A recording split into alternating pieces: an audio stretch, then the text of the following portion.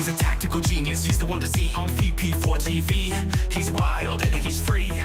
Eyeball top number 50, you and me. With his cunning moves, he's rocking endlessly.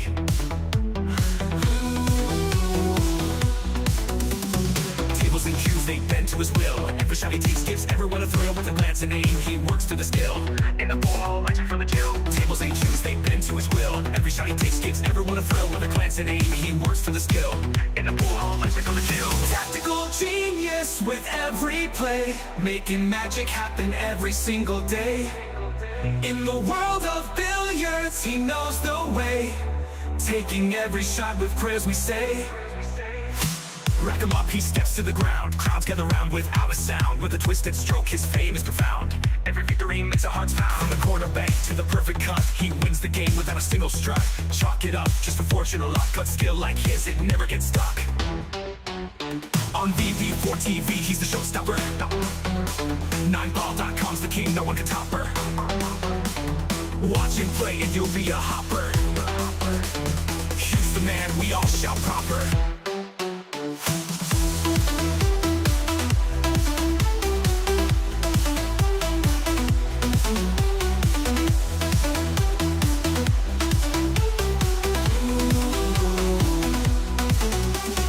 Tactical genius with every play, making magic happen every single day.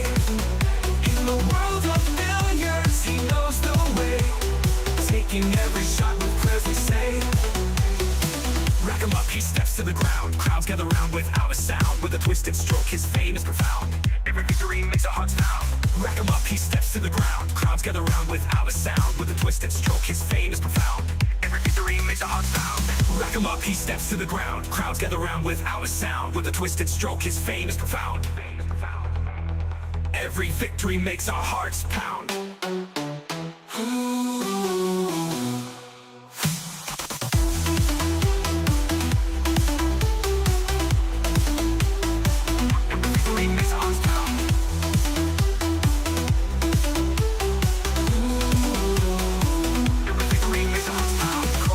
To the perfect cut, he wins the game without a single strut.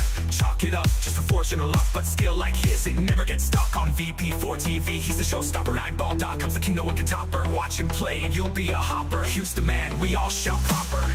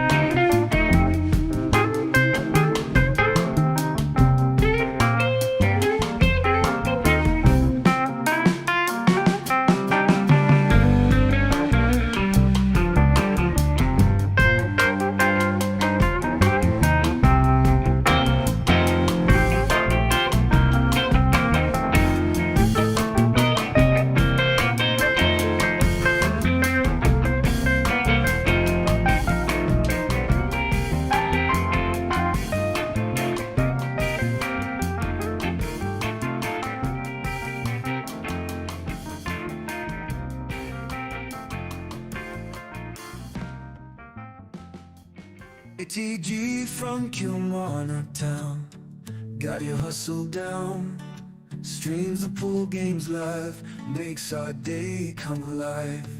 Early mornings on your grind, Tesco shift unwind, but you find the time to play, stream the virtual day. OTG tactical genius, every game you bring us with your skill and your flair. We're glad you're always there. Virtual cue in your hand. And it's a sucker scratch. Look at the line. Commentator's eye. Don't say I didn't warn you. OTG tactical genius, every game you bring us with your skill and your flair. We're glad you're always there. Virtual cue in your hand, amazing shots you land. From your home to our screens, living out our pool dreams.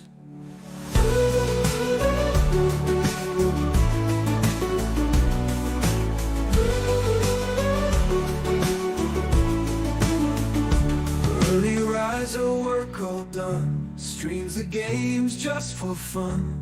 We'll cheer for you every match. TG, you've got the magic touch. OTG tactical genius, every game you bring us with your skill and your flair. We're glad you're always there. OTG tactical genius, every game you bring us with your skill and your flair. We're glad you're always there. This for the 101. Absolutely sensational once again.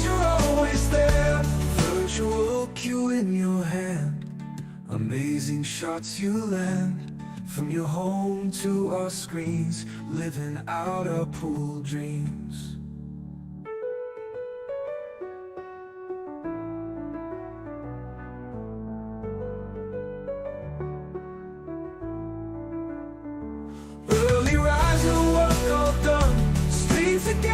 Just for fun, we'll cheer for you every match. TG, you've got the magic touch. OTG tactical genius, every game you bring us with your skill and your flair.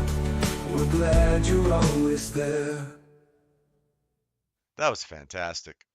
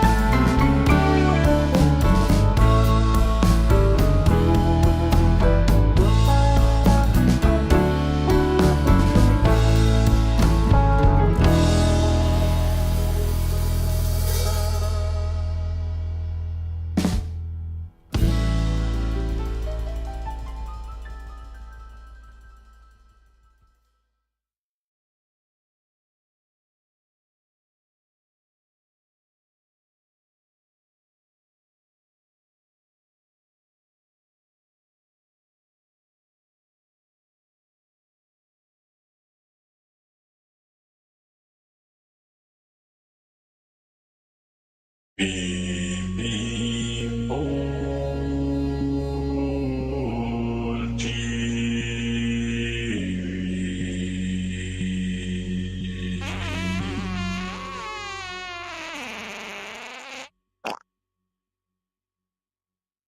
the cue ball going? Oh dear, outside, never mind.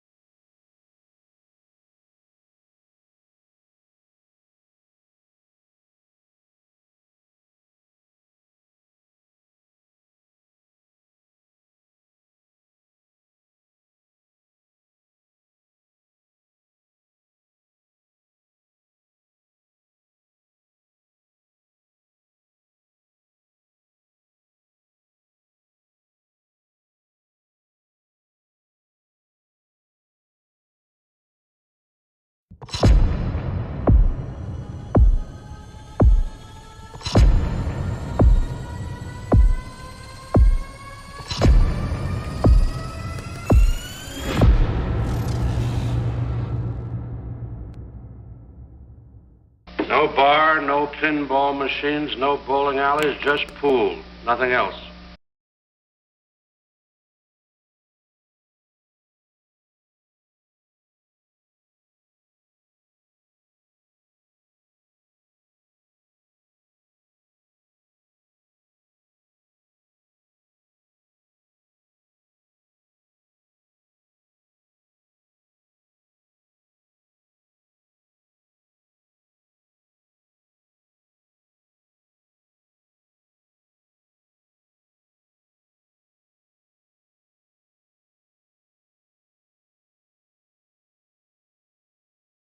Right, well, I've cocked this up. Good evening. Welcome to VP4TV.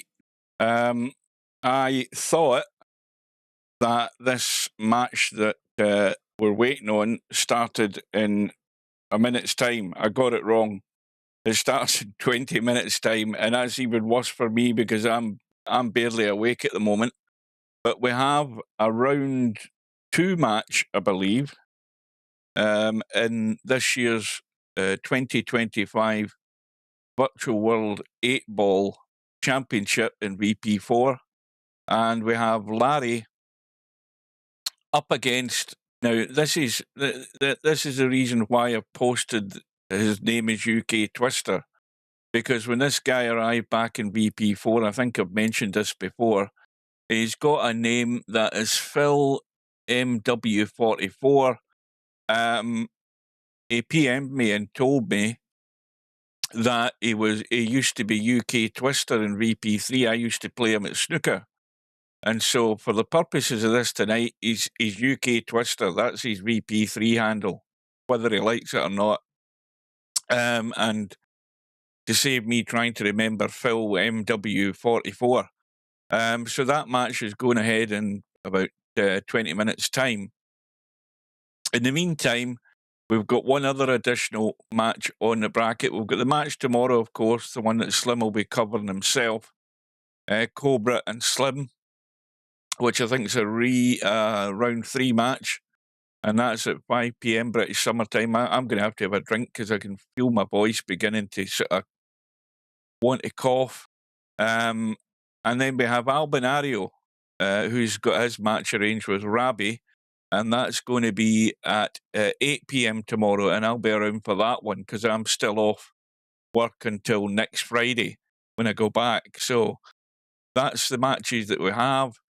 And this is the one that we intend to cover when it comes around. I have no idea, none whatsoever. I've not even seen UKTwister play since he's come back to VP4. I don't know. I think he's still knocking about playing snooker, but I have no idea whether he's playing any 8-ball at all. But from what I can remember, I would suggest that he's not an umpty. I think that I'm assuming that he's going to use the head and play sensible stuff. I can't judge that until we have a look at him. You know, I'd be lying if I said I know how he's going to play. I have actually no idea. I'm just trying to. I mean, when I think back, I mean, goodness me, it's got to be 15 years or more since I last played this guy when he was in VP3, and I can't even remember whether he disappeared from VP3 long before GameSpy shut down. I can't remember that. And he's only been back in VP4 online for the last probably, what, four months, maybe, at a push.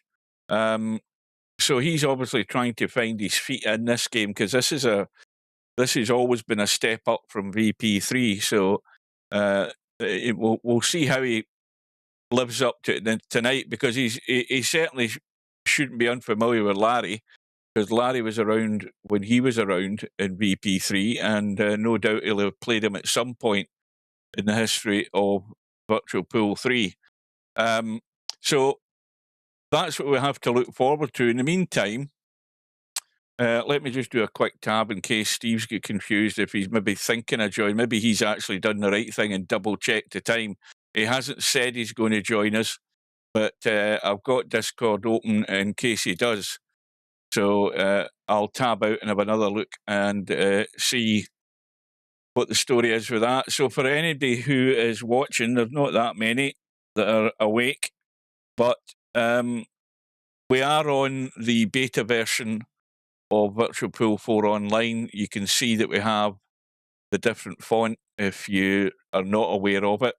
And because of the feedback on the actual font that we have in the chat, Steve said last night he's going to add a lot more fonts and allow you to choose what font you prefer for the lobby chat. So, which is a good thing. I mean, it's always better to have choice rather than stuck with what we have. So we'll see when that comes around.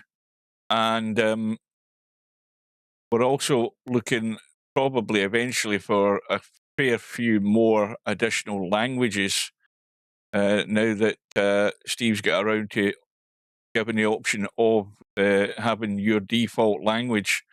At the moment, it's German and Vietnamese, and what is it? Well, English, obviously. So that I would imagine is going to expand in the future once he gets his act together. Amongst other things, he'll have to be fixing eventually. So there's nothing much doing tournament-wise. We've just seen the end of that match there with Romario and Stefan. When I was in the room earlier, Stefan had a decent little lead, and then he made a mistake, and then there was a bit of backward and forward, and I got bored with that, so I came out, both of them missing balls. But Romario managed to pinch it in the end, 75 points to 70. So we've got just a few rooms up, just match rooms. Challenge rooms. We've got 4 match rooms up. I don't know that there's that much there that would probably want to watch. I mean, there is a 3-cushion billiard room up, but Mr. Maximus has got nobody to play, and I certainly ain't get into that. Looking at what else we have, we've got what we got there. Is that a snooker room that's up?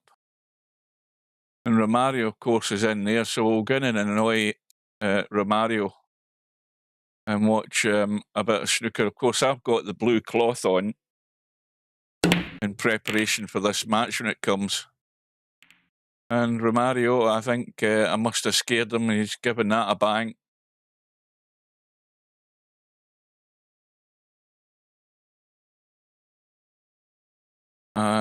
don't think I've ever seen this guy shooting. Wokes, whatever his name is. According to that, he's Spanish. And at pro level, as far as Virtual Pool 4 goes, I think Romario's still at pro level. Romario certainly, I would think, eventually will get to champ level. Romario's a good enough player, but like many of us nowadays, he blows that, looks out of sync. Oh no, it wasn't. It was a foul and a miss, and it was put back, wasn't it? But I must be out of sync because there's weird stuff going on. Let me just leave the room. That doesn't look right to me. Am I in the right room? Right, I'll double check that. So both players are here. I would assume getting a bit of practice. Larry arrived about 15, 20 minutes ago. And he'll do a bit of warming up in preparation. And Larry himself won't have an idea how UKTwister's going to play. So it's a bit of guesswork. But usually after, 2 or 3 shots, you can get a fair idea of how somebody's approaching the game. And that's the judgment we'll have. Because,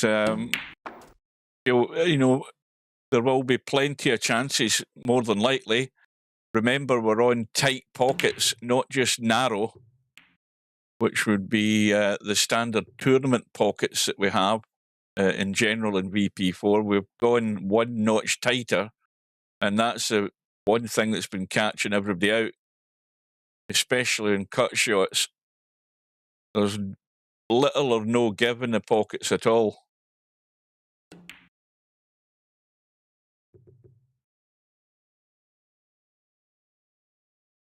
Romario is a long-term Virtual Pool 3 player who left VP4 for more than 2 years, to the point where I wondered whether he was still alive. Sent him a message hoping that his email would still work, and lo and behold, I got a reply from him saying he was okay. But of course, Romario is one of these people, when they're online, they tell you absolutely nothing. They tell you nothing about themselves, nothing at all.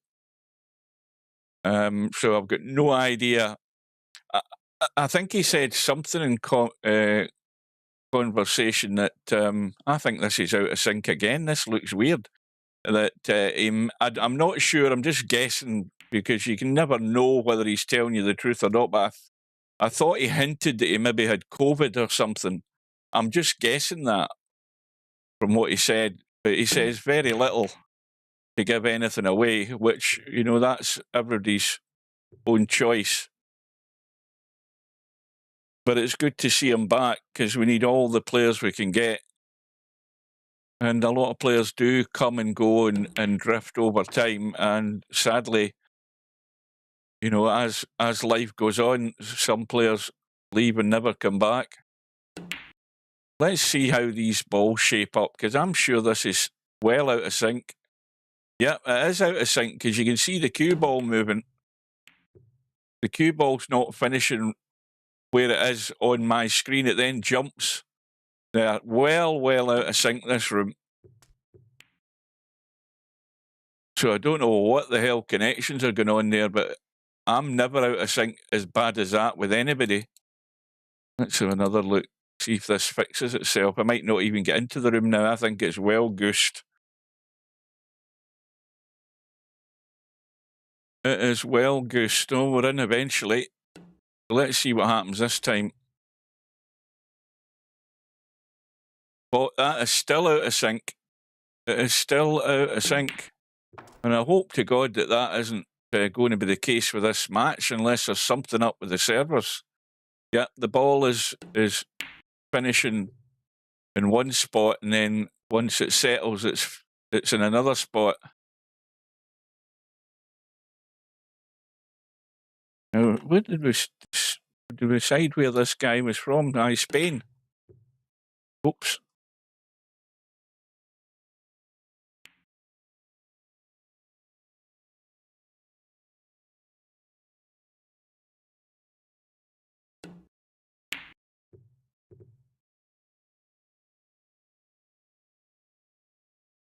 Right, so we'll just bide our time for a minute or two.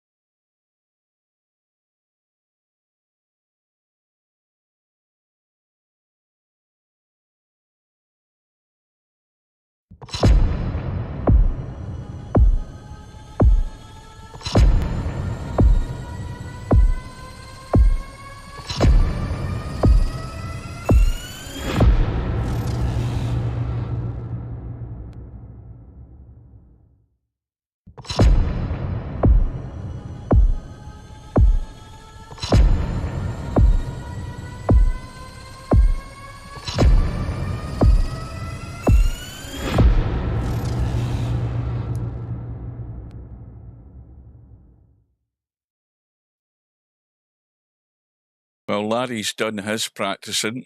He might have had 10 minutes or so.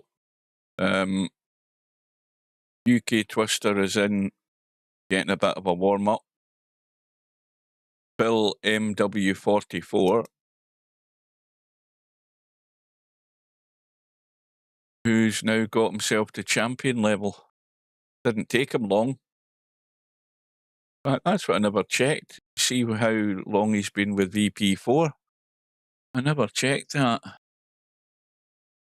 Yeah, he actually only joined VP4 in December there, 12th of the 12th. So he's only been on, you know, what we're at now, we're in October, you know, 10 months.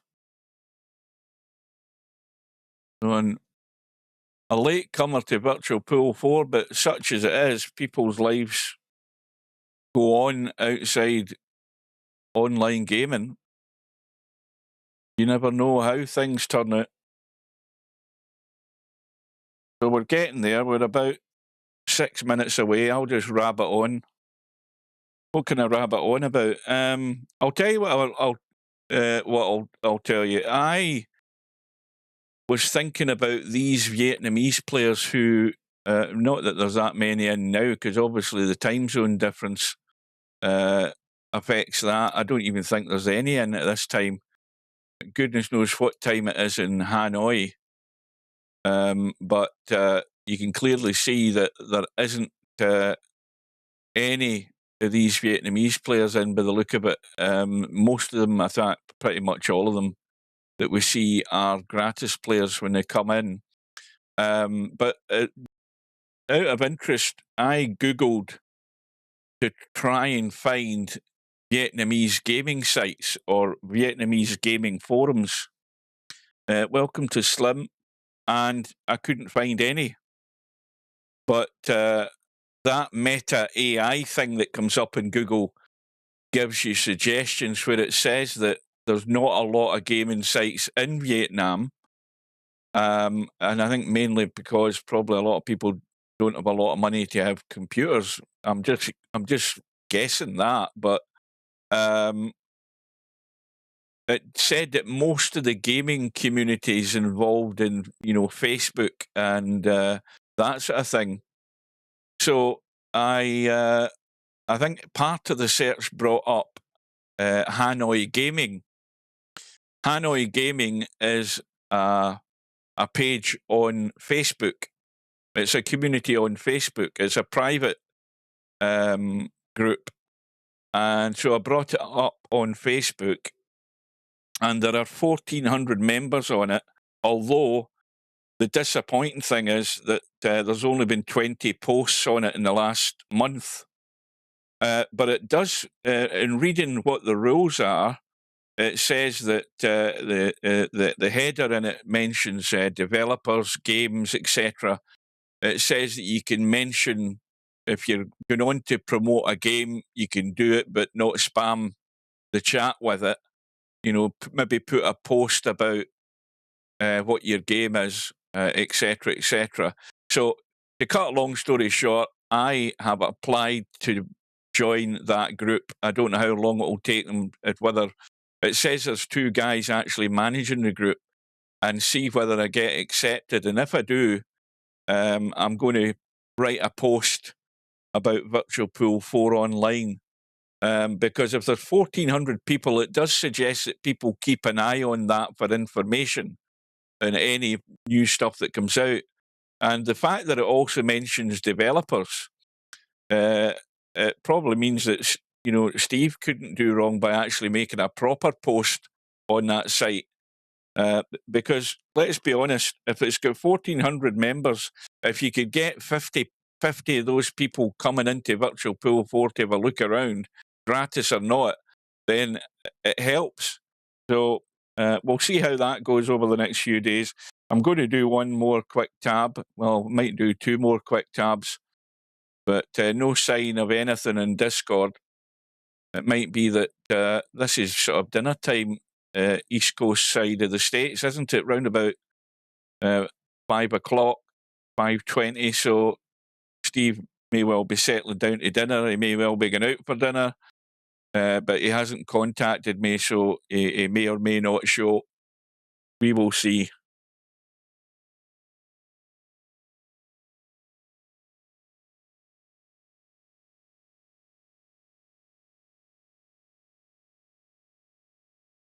Also, the other thing, that was the other thing I meant to mention.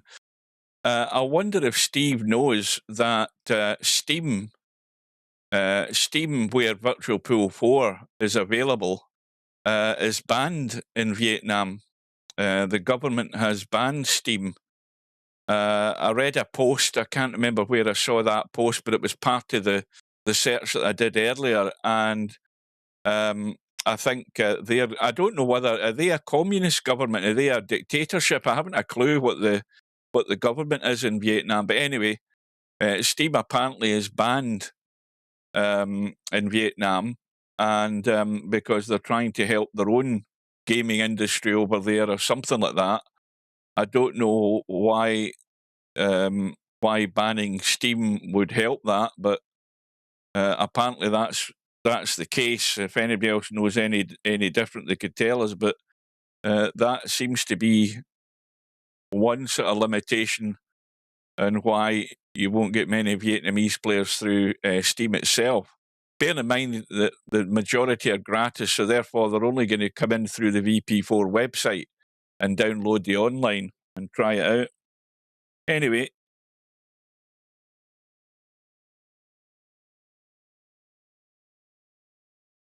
What VP4 is? Well, if it was that hot in Vietnam, we would have 300 people here. Maybe 150 of them would be gratis, but at least we would have more in the lobby. Right, so we are almost there. We have 2 minutes to go. I'm doing one final tab out to have a look, and no sign of Steve. I'll leave it up in case he jumps in, and then I'll shut it down because I don't want it running unnecessarily. So we will see.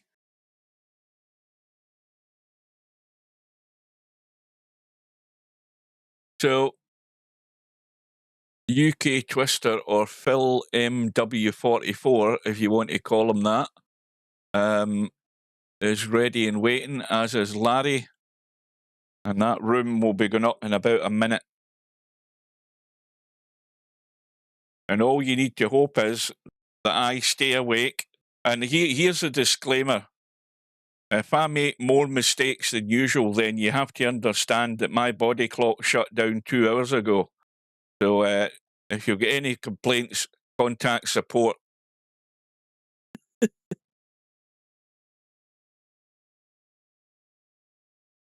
Your snooker table displayed blue on my channel because I had it on the blue cloth, you numpty. ready for this match. I mean, do you need any more bloody clues?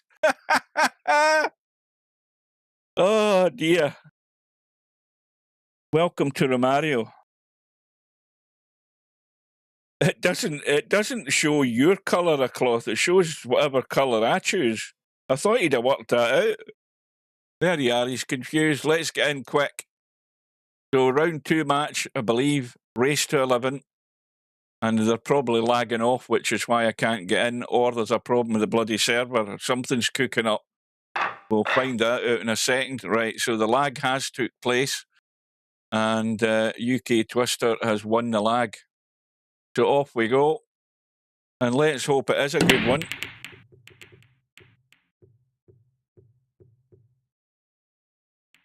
Well, I'll say this to you, Slim, as it gets further on into the week, if there's any match on, you know, at this sort of time on Thursday night, I ain't doing anything like that. No way, because I'll be back at work on the Friday morning up at 4 a.m. Right. One more quick tab, and then we'll just shut this down. Yeah, there's no sign of him, so I will just, if I can find the bloody thing. Where the hell is Discord on this? We'll right-click that, and Discord is now shut down.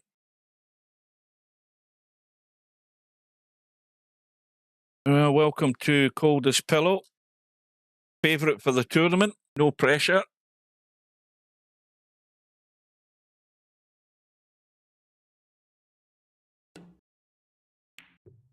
Hot favourite. That's the man to beat, folks. Coldest Pillow. His knuckles are still bruised from that Cowboy World Championship final, so he's out for revenge on Cobra. And anybody else that gets in his way. So Larry on the stripes. And, well, there you go. Commentator's curse right off the bat. Oh, dear.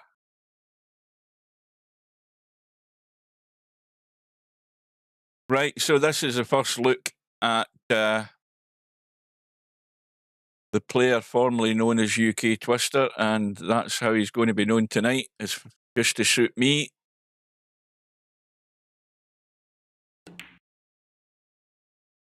Yeah, he's an old VP3 player, and you've just jinxed him as well there.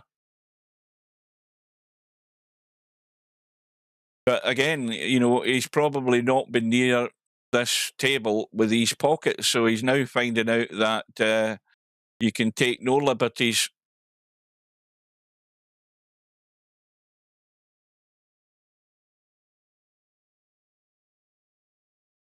Well, 8-ball is wide open, and I think those two solids are wide open as well. So they you know, there's nothing needs moving.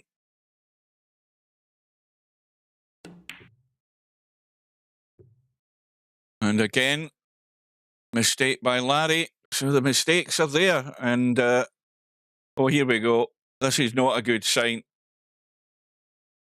I'm telling you, there's that room that when I was in Romario's room there, it was out of sync all the time, even though I went in and out the room 3 times.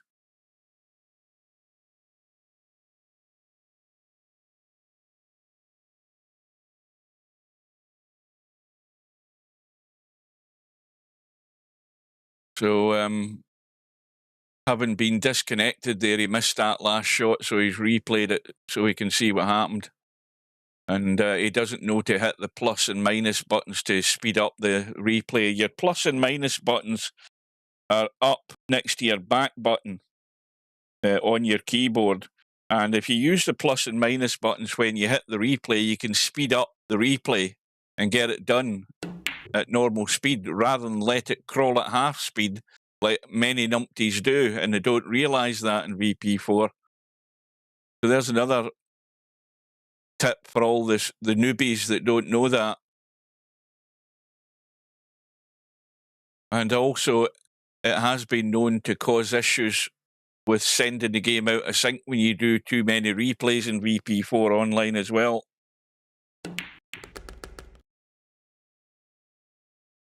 So Larry spotted UKTwister's ball and got his to follow in. And now Larry needs to get rid of the 9, but again, tighten the rail. And this is pretty much last chance in this rack for Twister to get this done and dusted. He's not going to get any more opportunities, I wouldn't think. I'd also like to think that he'll find his feet once he's played a rack or two, but nothing will help him better than if he pinches this first rack.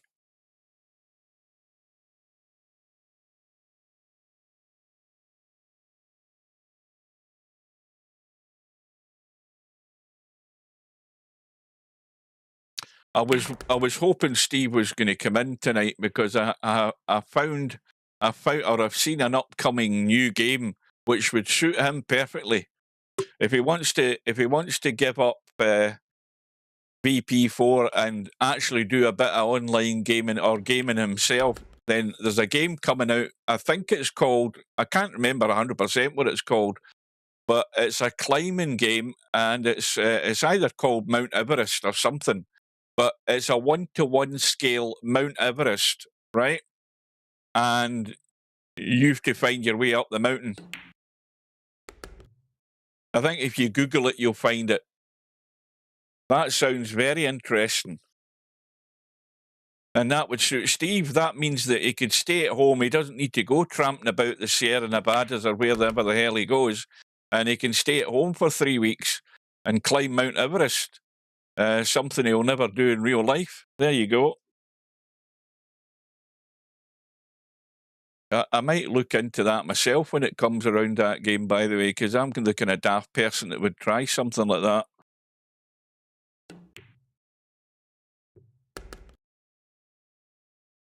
Well, cue ball has gone well away. This is tight, but it does go by.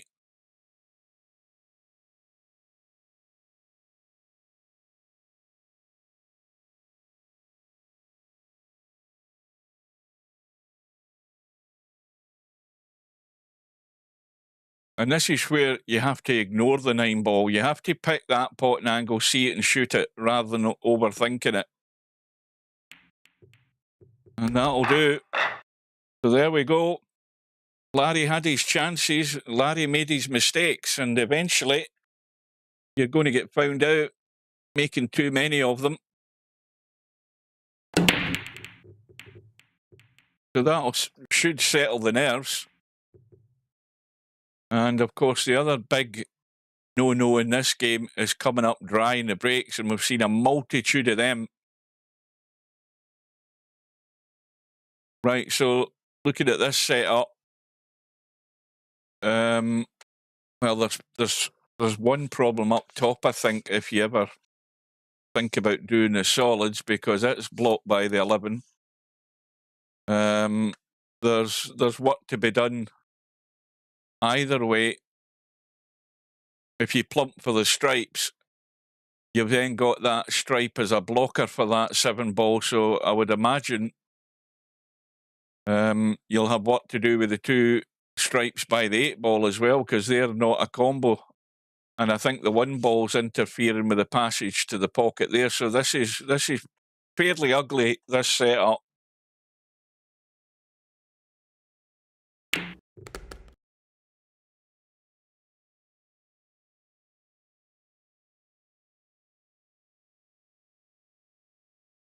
Another thing as well is that 3 ball blocks that 15 ball into the left side pocket if you finished up top there.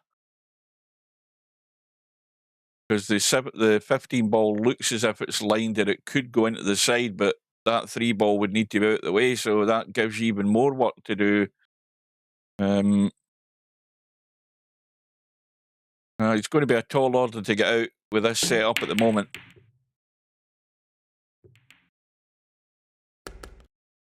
That'll be a missed call. Or missed call, isn't it? Aye.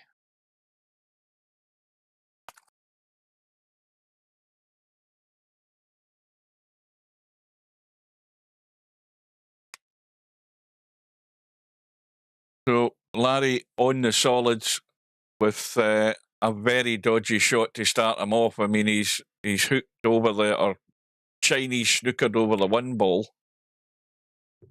But that's a good shot down the rail, considering his first efforts down the rail.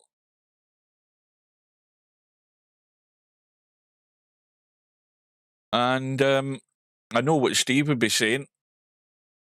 He should be out here because all the solids are there and the 8 ball is available into the right side and the top left-hand corner pocket.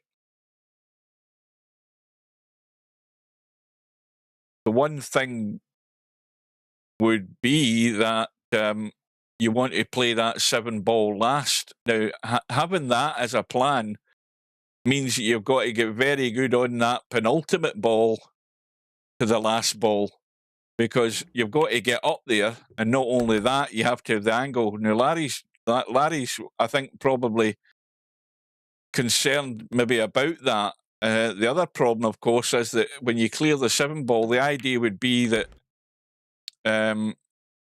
you would come up the table right side and leave that 8 into the far left corner. So Larry's now backed himself into a corner here, and the biggest problem is finding his way back to the 8 ball. With that 15 ball being very adjacent, it can easily hook you if you overhit it. So this is not a guaranteed out.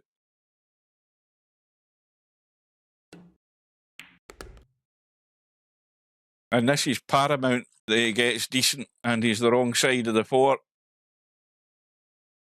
And now he's in trouble. Question is whether he's going to try and cut that to the right corner. It's tight. That looks like the plan. So this to square the match early on, but a bit of pressure on it though. Don't know whether he's going to catch any of those stripes. If he does, he's going to make life easier for Twister. That's well played. See if the replay works. Yes, it does. Good shot. He knows that if he hadn't got that there, he was probably facing 2-0.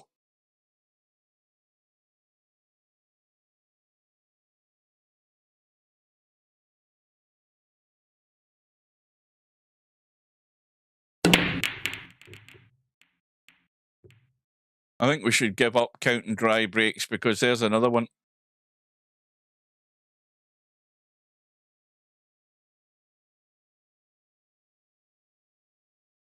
Yeah, it definitely feels a wee bit laggy tonight. And I think I would suggest that we're past peak time over here in the UK for them throttling back on internet connections like they do.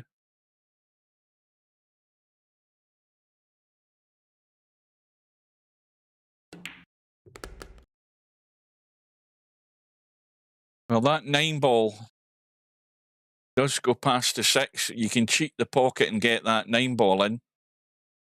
If it was the 9 ball, it's a 1 ball. So that tells you already my brain's gone. 9 balls up the table.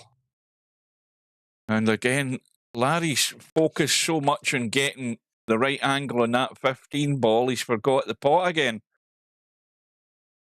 Well, Larry's got no excuse in terms of it being too late for him, because it's what, 4:46 in the evening his time, or maybe 4:45, depending. I think at Larry's he's sort of central time, is something like that. He's out in the sticks, Larry, where there's only cowboys and coyotes, I think. But nevertheless, he's given his opponent a chance, albeit not a pretty one again. And that, if Twister could get straight in on that 5 ball, he can get rid of that blocking ball if he can get it to follow in. And the fact that I think it's the 13 ball, is right in the pocket, there's good odds in him getting the follow through and getting that 5 ball to go in after it. But there we go, the cut shots catch a player out again.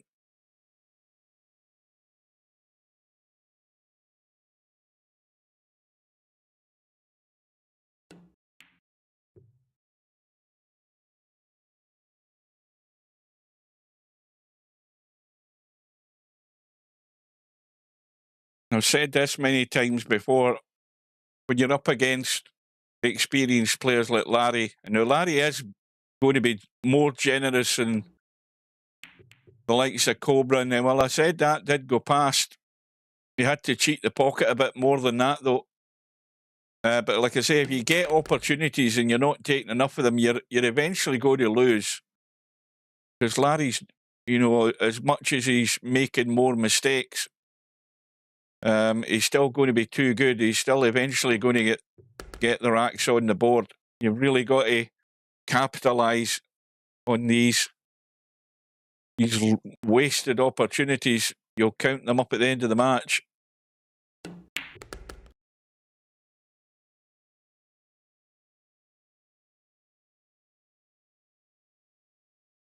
Larry's got the control of both of those pockets, top left and right. And he was trying to get rid of the other one, and he's blocked himself off. He didn't want to hit that 9 ball. That's what's, I mean, he's still got the shot. Again, it's a cut. And again, he's caught the point. And these pockets are fooling with Larry's eyes. And, well, we can see that this isn't anywhere near set, this combo.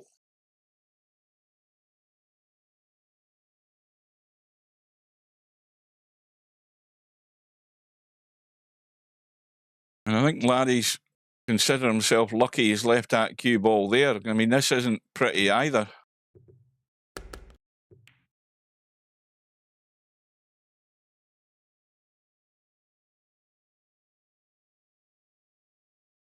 Well, I'll give him the 5 ball. The 8 ball's going to hold the cue ball. He's going to have to play the combo and make it if he gets this 5 ball in, because he's not going to win anything else.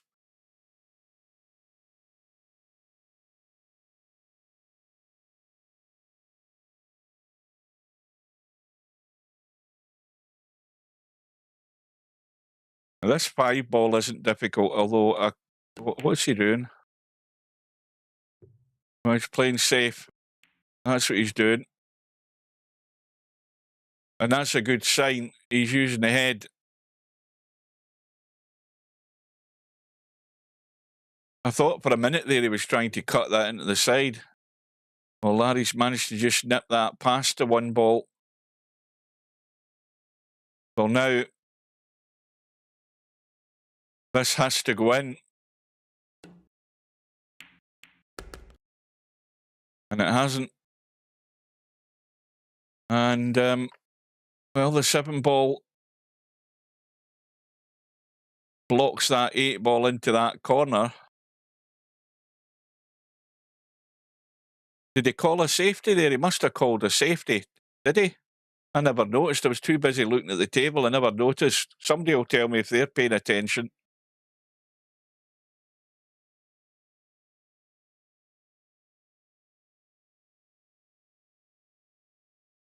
Because otherwise Larry would have ball in hand, wouldn't he? My brain's not functioning properly.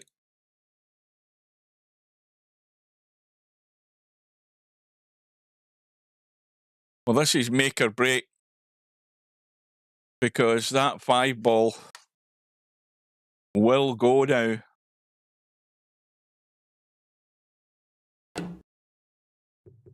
Yeah, that was a tough act. Well, it certainly goes now, but of course the 9 ball still blocking the pocket.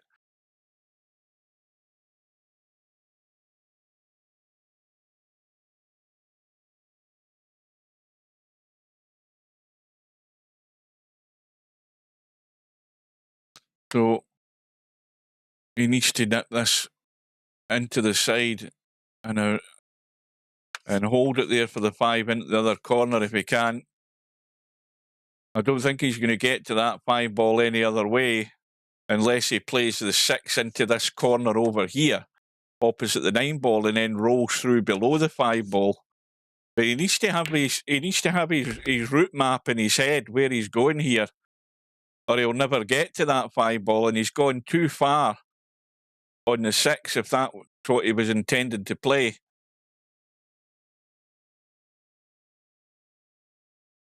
Now he could pot this 7, but maybe just a tad of right. No, he's trying to leave the 6 again, I think. And well, he's got an angle where he could stun this 6 in and get over to that left side. He's got to stun it in though.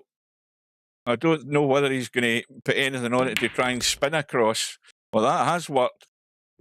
He's got there. Now what do? It's a dodgy cut into the right side pocket for that 5. Yes, the 4 ball's a lot easier. But how do you get to the 5? You try and stun the 4 in and square yourself across the table and try and leave that 5 ball. Probably won't follow that in at that angle. Looking at where the 9 is sitting, it's on the point. So Larry's still favourite right now, even though he's not at the table. Unless Twister can come up with something. Well, that ain't it.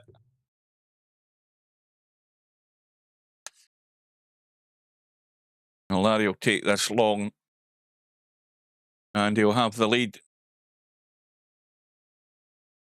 That's why I said Larry was still going to be favourite, because had he got better on that 5 ball, he could have dealt with it. And that was always going to be the downfall in this rack.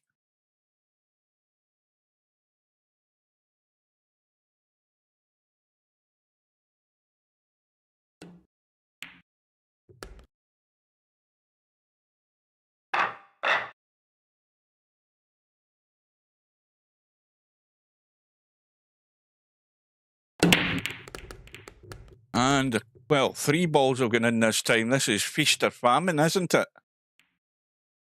And it's a great table. I think it's pretty much a certainty it's going to be solids. 100% certain. You've got 2 stripes married up there down at the bottom of the table here, so that's a no-no. And Larry can just nip the 2 ball, come back a tad, get the 6, maybe bump the 9, or come into the gap, one of the 2, deal with the 1, and then that's everything tidied up at this end of the table. And it's help yourself, Larry, for a 3-1 lead. This is easy. Even I would get this.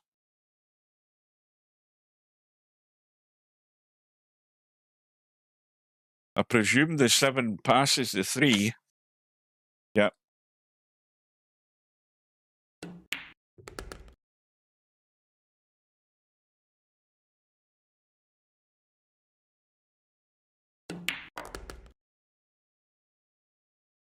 Just a little, as against what angles he got. He's dead straight in the 3, so a little nip. In fact, it doesn't need to do a lot. I mean, you should never miss this 8 ball.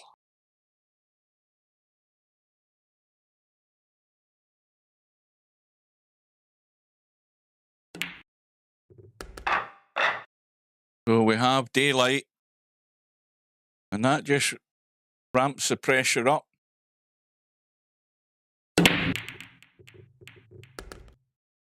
And Twister gets a ball, couple of balls. And this table also. Now, this is where the pressure is really on, because everything's there.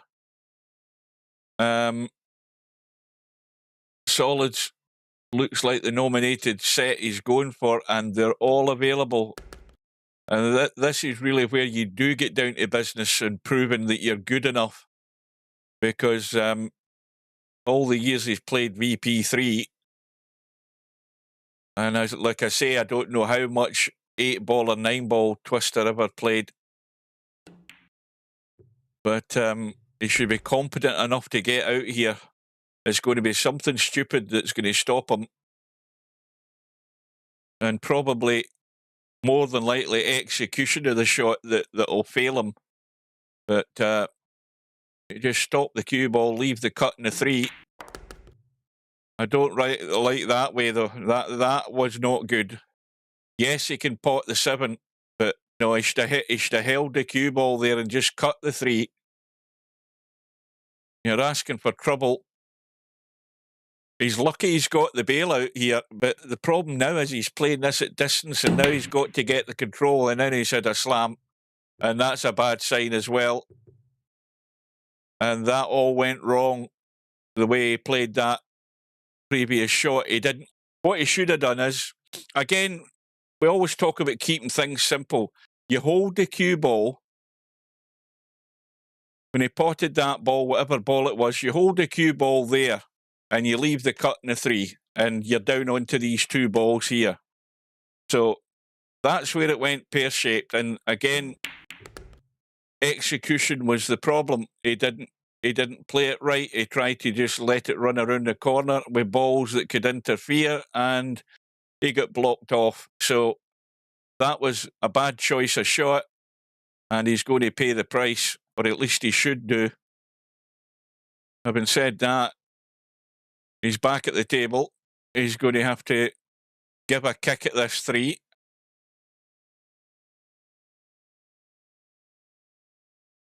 Yeah, you got to. Well, the line is to the left. Well, I think I wouldn't be going this way for the simple reason that going up and down, you've always a chance of hitting that and it getting into the corner. Hitting it this way, I don't think you have any chance of it getting into a corner, into a pocket, and I don't know what pocket he called. So even that shot there that he played was the wrong choice of shot. He should have been up and down, you know, sort of almost middle diamond down that right side to play the 3, because you never know. There's always a chance of you knocking it into the corner. That's the pocket you should have called it in. And again, that was a wrong choice of shot. And of course, that's commentator's opinion, but you'd be hard pushed to disagree with me there. Oh dear. Well, Larry's going to have to give himself a shakedown here, because these are careless misses here. These are careless. Now, you feather the 3 and you just make sure you get out into the middle of the table.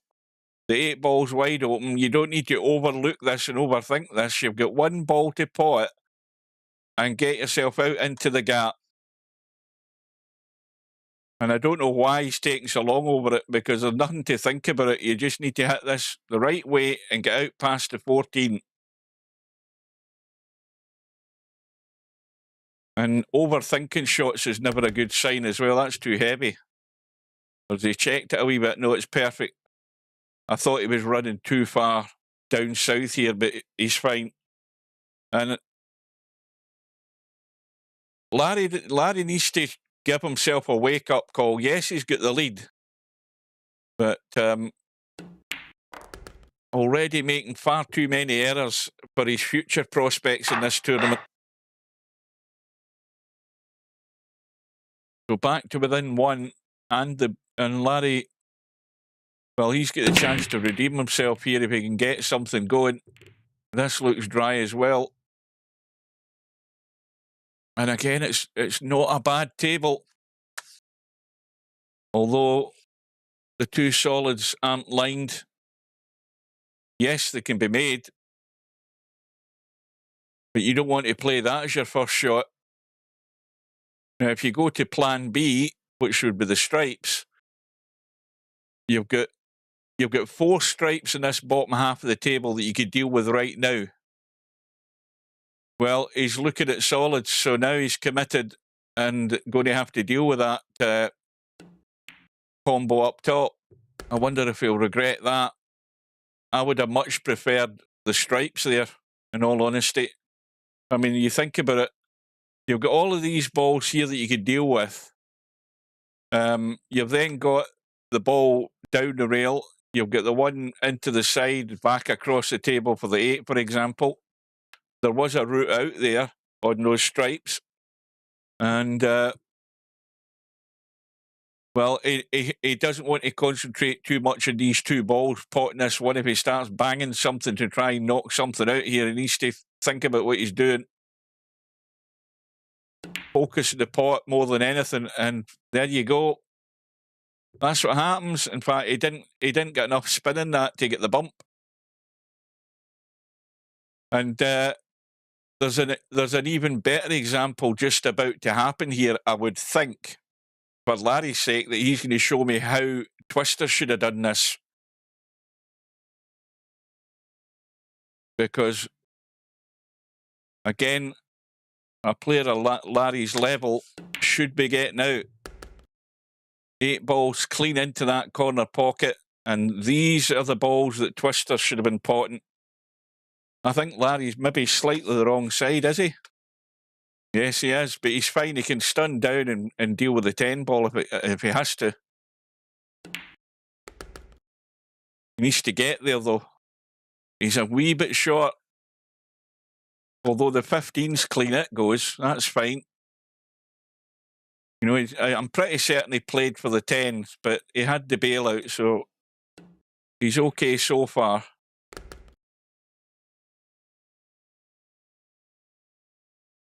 Now, you've got to then think about where you're playing the 8 ball.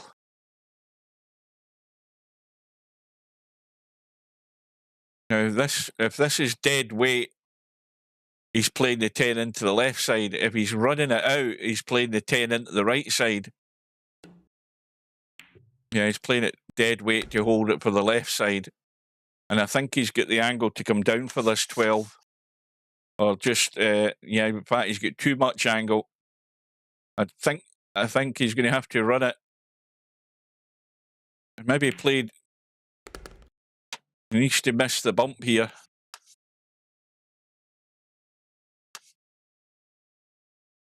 Well, problem now for Larry is the 9 ball's dead. It ain't going anywhere.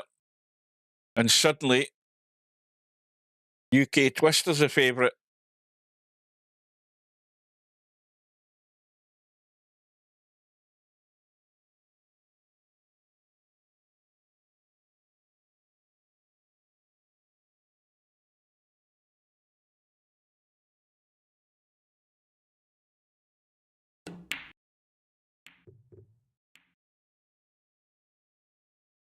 Well, now the obvious thing here is that you don't go anywhere near that 2 ball. You don't go near that. I wouldn't even pot the 7 ball right now either, because I just don't want to bump that 2 ball out by accident. Deal with everything up top there. And if you leave the 2 and 7, you've plenty of room once you tidy up everything up that end to get the 8 ball into one of those 2 corner pockets. So this is a must. From 3-1 down, Larry's given him the chance to get back all square here.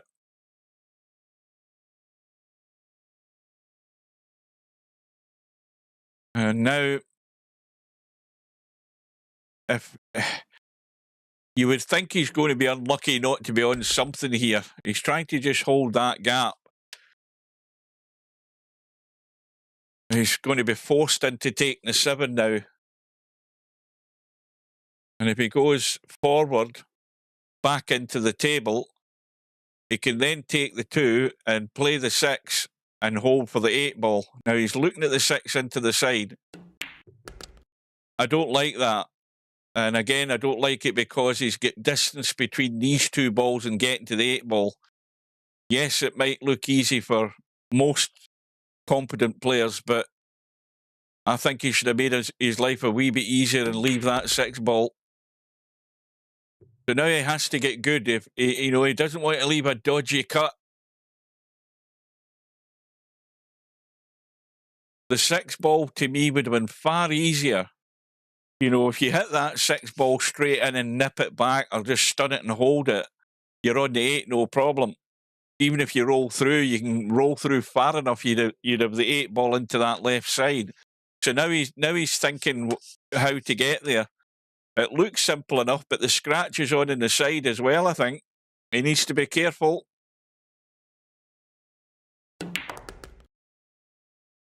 Now he's running loose and just hoping he's going to have a shot, and he's in no man's land. All because he didn't leave the 6 ball. It's the pattern there that's at fault. And this is why you've got to plan ahead. You've got to see that shot. It's obvious that the 6 ball's the nearest ball to the 8, and it's your best way of getting to the 8. Well, he's dug one out there. That's a shot under pressure. You know, a blind cut into a tight pocket. That was excellent. He's redeemed himself with that shot.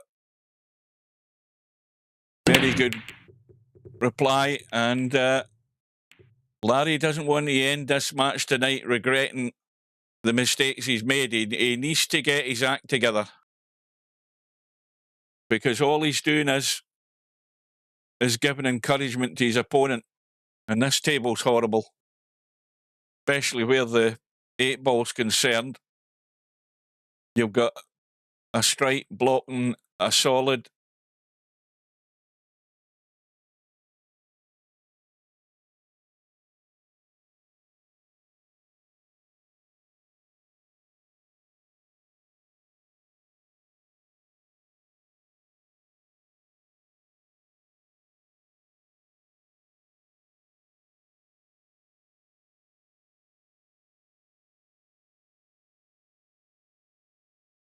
Well, you don't really want to take anything in this situation. But Larry looks as if he's made his mind up.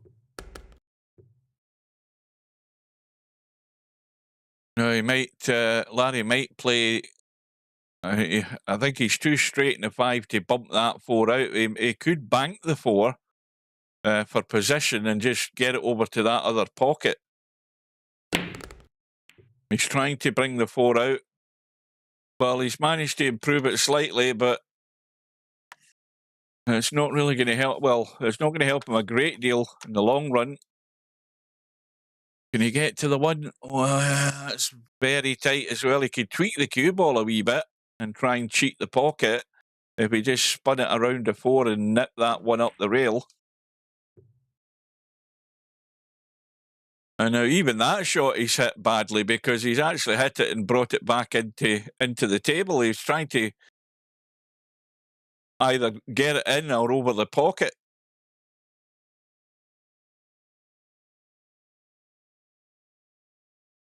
I'll have a quick drink before this voice starts giving up on me.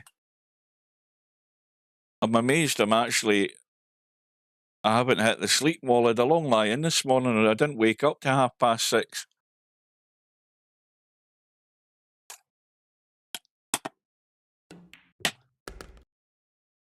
Now, what about that combo up top? Is that set? Absolutely stone dead. So you don't need to do any bumping and banging. They're absolutely set. And the 8 ball goes. Now, again, this is a table that a competent player should be getting out on. The only worry would be the one that's in the middle of the diamond on the top rail.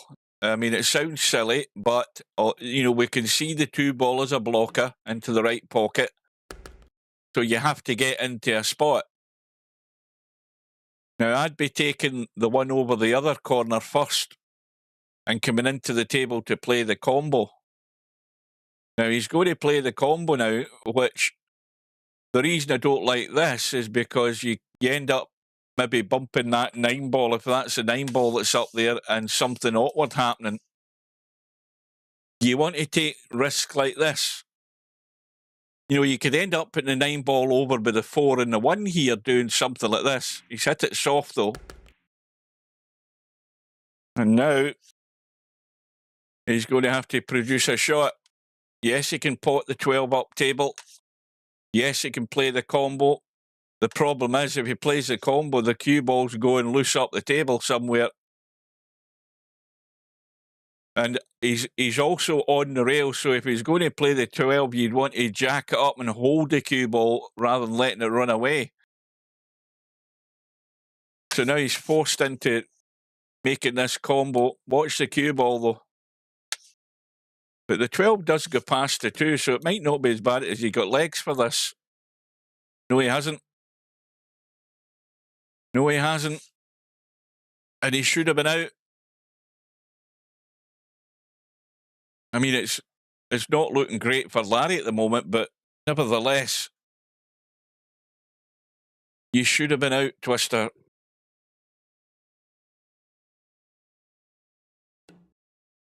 And Larry's not getting there. There's the perfect example of the trackball mouse. When you try and play a delicate little touch stroke, that's where they fail. They're horrible for playing shots like that, because you don't go through the stroke properly to rest that cue ball right on top of the 8 ball. And Larry will never learn. Now here we go. This is your second opportunity with everything that goes. Now, do you really want to be getting into that tight space to play the 8 ball the long way down the rail with the side pocket interfering with it, or do you want to come right down into the table at the bottom here and leave a cut? Well, he's going to be playing it long, because there's no way he should be moving this cue ball anywhere than on the rail here. But got to be careful. You don't want to get too tight to the rail too soon.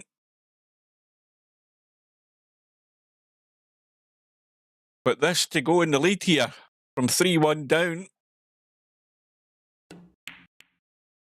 And he's nailed it. Well, if that isn't a wake-up call, Larry, I don't know what is. But again, I would have thrown the trackball mouse into the bin.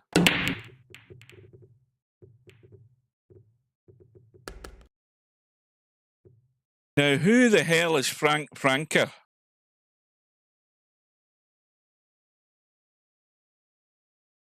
Introduce yourself. Tell us who you are in disguise. Oh, for God's sake. Now, did I really need to know that?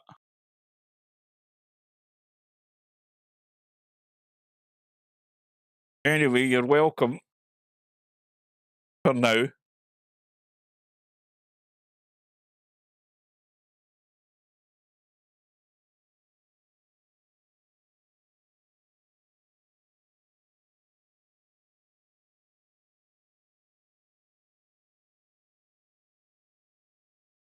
Well,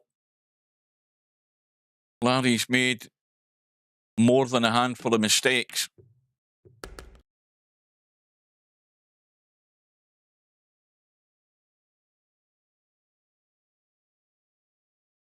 Once again, this is not a bad table at all. Again, is he going to play that? I was looking at that, see what that ball was. It's a 9 ball. Now, that 9 ball should be going into the side, but he's got to nip through onto that top rail. Or get high enough up that he can play it. Well, that's well done. He's actually judged that not too bad, but he's going to be hampered. He could have done with actually leaving it short so that he could pot the 9 and hold for the 10s. That's why he's playing the 10, and he's going to nip the 2 here and just hope that holds him a bit. And he's hit it full. That's good.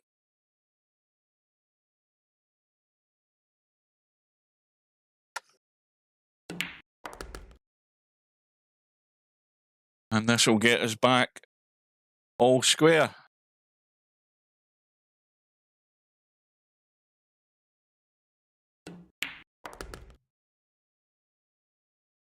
Welcome to Hazard.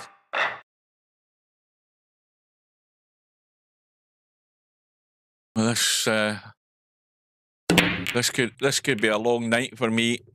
This has also got the flavour of going all the way. And don't forget, Larry had to battle in his last match.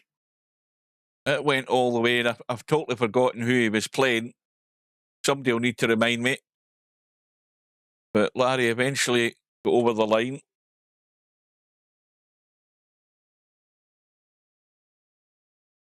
Why this tourney is played in beta?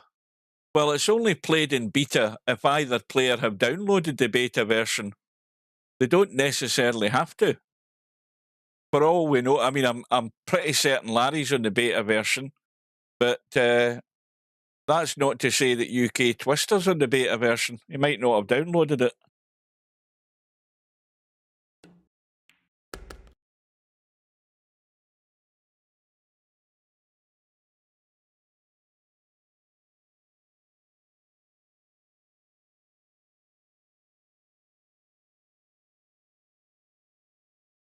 So, UKTwister on the solids. He didn't need to hit that as hard because I think he's now in nothing. He's in nothing other than a combo, I think. I mean, that 7-ball it's very tight. I mean, you can drop that in right off the far jaw and he's still blocked off.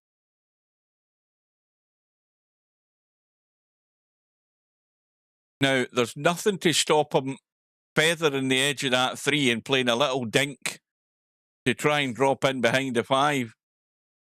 You see, now he's going for a far-fetched combo here, whereas if this was me, I'd be feathering that 3 and trying to drop dead behind the 5 and 4. That's my plan. I wouldn't be messing with this because you know that if you don't get it, you're pretty much handing it in a plate to Larry.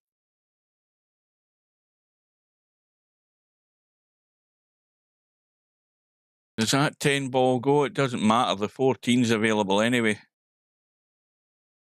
So that was, again, a poorly thought shot choice there by UKTwister. He had the opportunity to put Larry in trouble and he declined it. And he should be paid the price for it, let's be honest. But Larry's being ultra cautious here. I think he's too straight in this 9. He might have wanted to get up table right now. I mean, I think he pinch a bit and just spin it like that. But he hasn't got on the 10. But he can drop behind it and play it long into this corner pocket, or if he drops good enough, he can play it into the side. He should still be out. I mean, there's no excuse this time, Larry. And it's going to be into the side.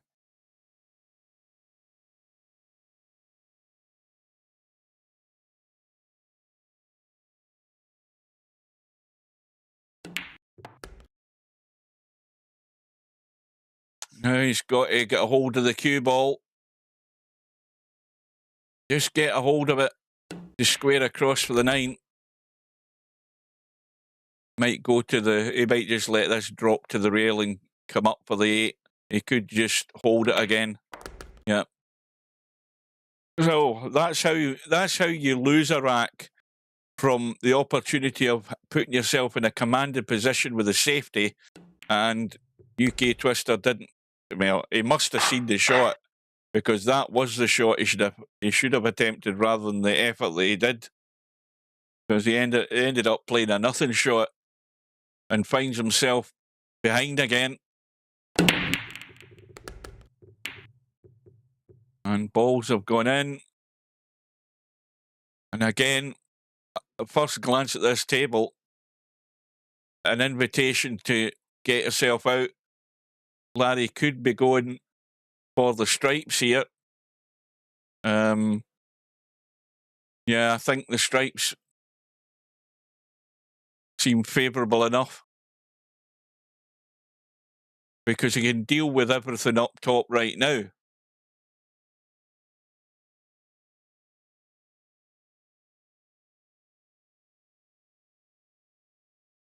Just go to the rail and bump into the back of that 6-ball, I think. Something like that.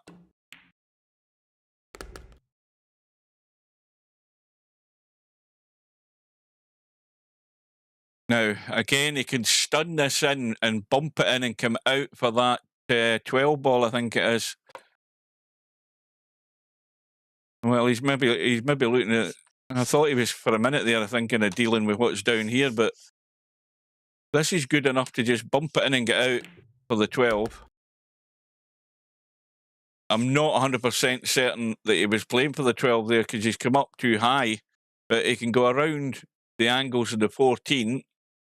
Wee bit of right English just to help it around the corner and out the back. Yeah, he's got to hit it though, Larry. You've got to hit it. You've got to hit it. He's left it a mile short.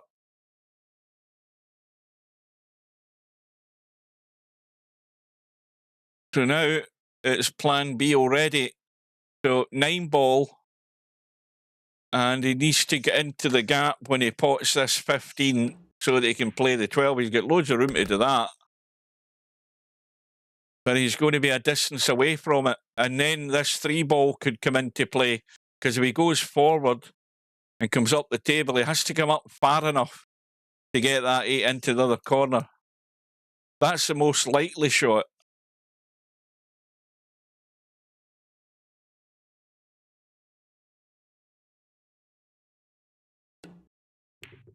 And not forgetting the 11 ball as well. Now, you see, that's finished awkward. The 11's a bit of a slight cut the other way into the side. And now he has to get out clean if he's taking the 12. There's traffic in the way.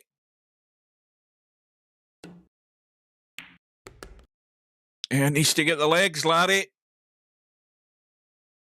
Oh, I think he's just made it. I think he's just got there. And no more. So easy to get yourself in bother when there's traffic in the table.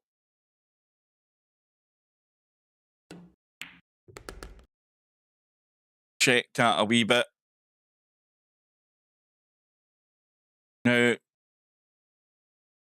this could be the sign that Larry's going to start widening this gap.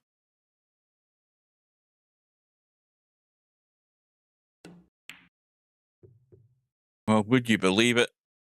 He's really, really struggling, Larry, with these angles and the cuts. I think it's played in the back of his mind. It is definitely played in the back of his mind that the vulnerability on the cuts in these pockets. There's no way he should have missed that 8 ball. And Twister can't believe he's back at the table. And this, of course, an invitation to the party. You have to get out.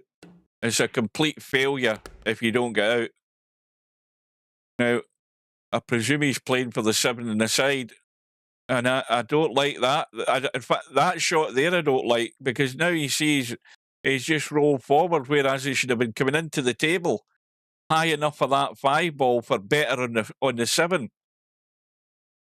He's already trying to do things wrong here. And now we're babying balls in. I don't like that.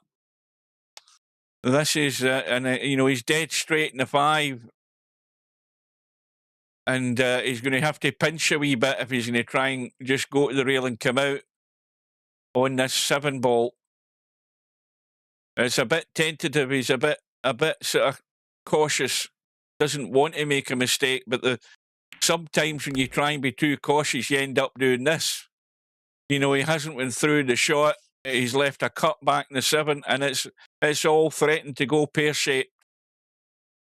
You can see the way he's stroking the ball here. He's not playing a confident shot.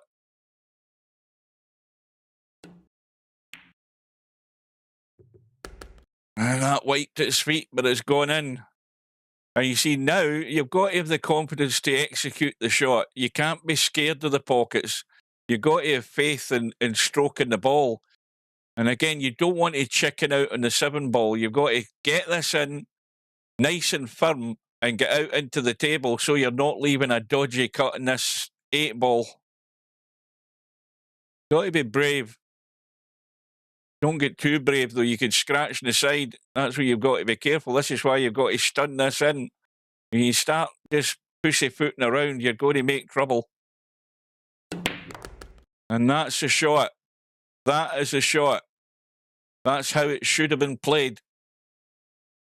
If you start losing your bottle and playing what you see as the right shot, then you're doomed. You've got to have enough experience, first of all, to see that.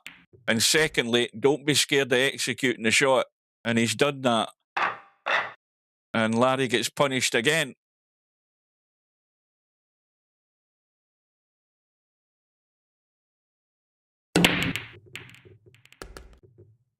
And a strike goes in, and another one goes in. I think the 9 ball's gone, and the 15 ball's gone. You've got a cluster of 3 solids in the middle of the table. No prizes for guessing what he's choosing here. The first problem he has is that he can pot one of the balls into the corner. But the problem's immediately the 13. I mean, he could deal with that straight away and come across 2 rails, cut that in and come across and out into the table and probably still have a shot. He could be thinking about leaving the 13 to get to the 8, but the worry there is these balls could interfere if you're careless. So let's see how this pans out. And again, he's in the middle of nowhere. He's going to have to play the cut. He needs to make sure this cue ball comes down into the middle of the table, heading left, so that he can drop down and get this 13 ball into the side. This 11 ball into the side, is it? Not overhit it. You see, now he's gone all wrong. He's now going to be hampered with a 4. The 11 ball's blocked, and again, it's so simple to get in trouble if you're struggling with the execution. And that, again, I have to say, it's a table that he should well been out on. But again, if he'd done it my way, he should have cut that 13 first and come across the table into the table. He wouldn't have been in this position, I'm pretty certain.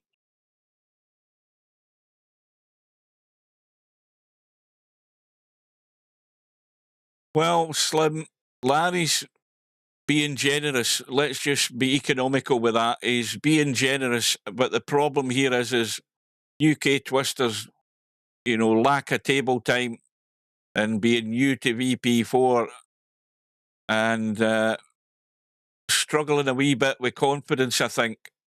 I think that's apparent. He's getting himself in trouble when he shouldn't. In all honesty, we should be into the next rack by now if he'd done what I said. He's now, I don't know where he's called this, but anyway, he's doomed to losing this rack now. Did he call that into that corner? Be a miracle if he did.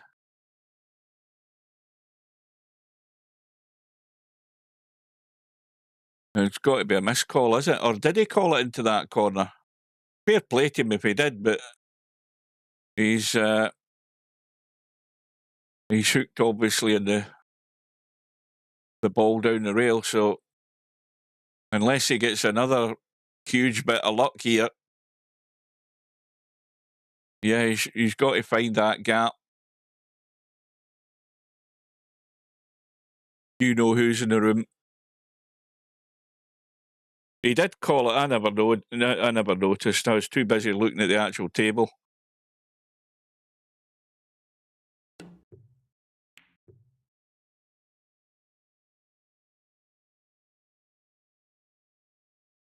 So Larry, with ball in hand, should be dealing with the 7 and probably the 4 here right now.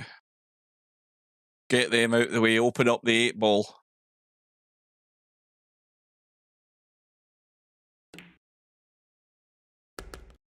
Again, I think he's fine, though. I think he's fine. He's going to play the 5, and he's got the angle to hold for the 4.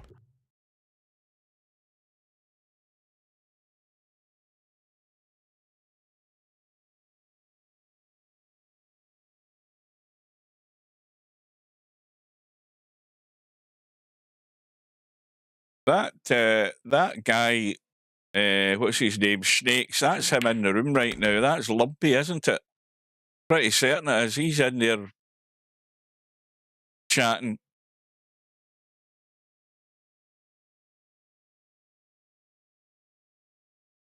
Stubbs in, then he's out. Now Stubbs back in. And this is the thing with not having Steve around to deal with this.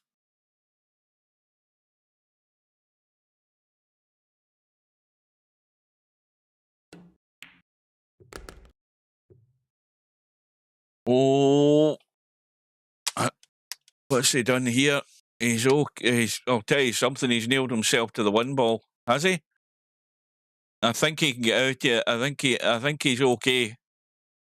That is right on the 1 ball. Can he? No, he couldn't. He was actually nailed to it, and he stuck himself up. But look at this 13 ball again. There's no way that he shouldn't be on the 8. But he's got to deliver the cue stick here and stun this, and he knows that's what he's got to do. He can't be running forward and doing something daft. You've just got to stun it in and get out. The angle's there to do it. You just got to, again, go through with the execution of the stroke. And how can you not find your way out on a table? Well, Larry's given a perfect example right there. He nailed himself to the 1. Actually, it looked as if he could get to the ball, but he was skimming right on that ball. I see now he's bottled out. He's bottled out again. Yes, he can cut it across the table. You don't want to play this 8 ball like that. Let's be honest. He had to stun that in nice and firm, and he would have been out. He had the angle to do it, and he's just bottled out and playing the right shot. I don't know what the hell he's doing, as a matter of fact. He's looking all over the place. There's only one pocket you should be looking at, but you should never have been there, my friend. You've got to listen to the commentator sometime. But this is not what you want.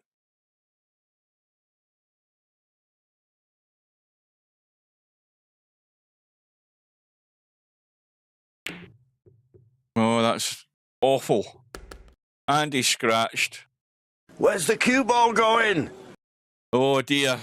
And that's it's sad watching that. Again, not playing the right shot. That's a simple reason he didn't get out. He didn't play the correct stroke. And he ends up throwing it away. Big 2-rack swing here. He should have been in the lead. And punishing Larry again. And Larry again. Larry's all over the place here. I mean, that 1 ball was never difficult. And Larry's maybe overthinking. Larry's maybe got it playing in his head, this, cutting these balls, but there was nothing to that 1 ball.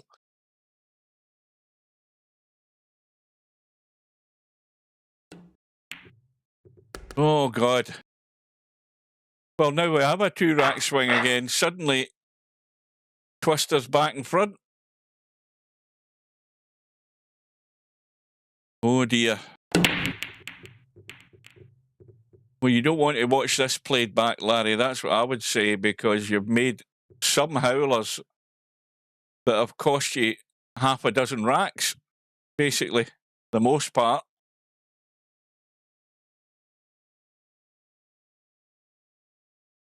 And Larry comes up dry as well. Now, is that a combo? Let's have a look. Well, there's a fair chance it could be to start you off. That would put you on stripes. He's trying for a bump, is he? No. Or is he trying to play the combo now? Now, you're going to have to look at the distance between these 2 balls, because that 6 ball needs to be cut onto the 12. If you don't cut it onto the 12 and it hits it straight, it's going to the jaw and not going in. It's going around the corner, that 12 ball.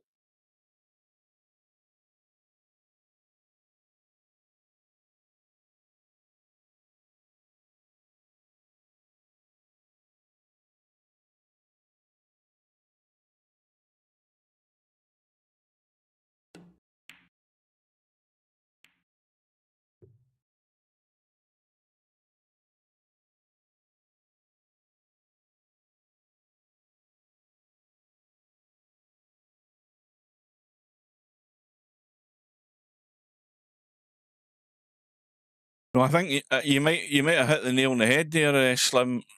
Performance dehancers, certainly not enhancers.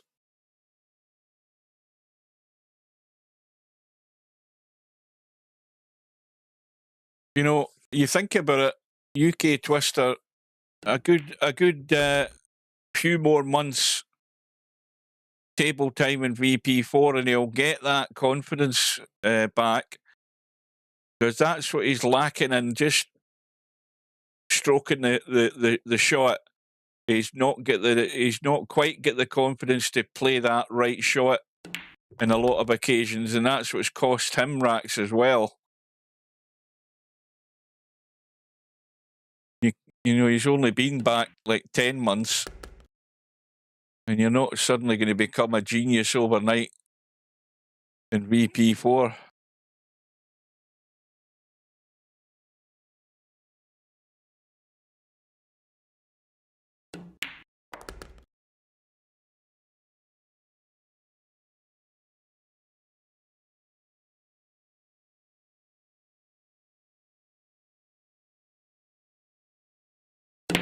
So Larry trying for the bump.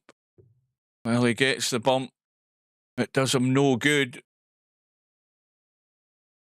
because I don't think that 4-ball will follow that 12 in. The 12's right on the point.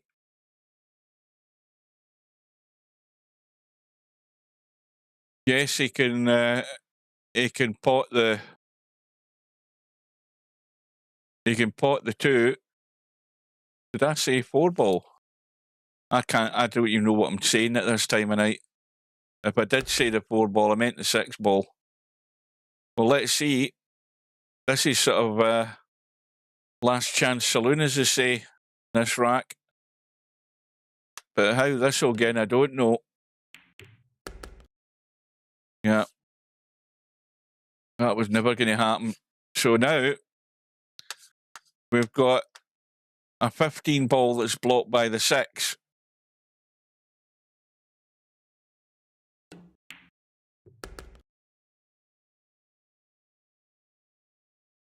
Now, if this was me, I'd be stunning that 9-ball and sticking Larry behind the 8 and forcing Larry to kick.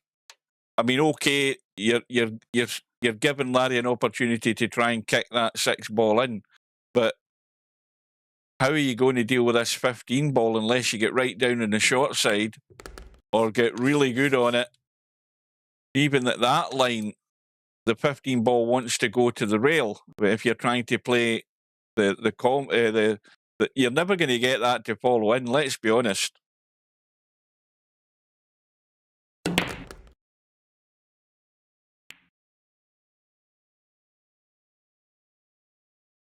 Well, the shot to play here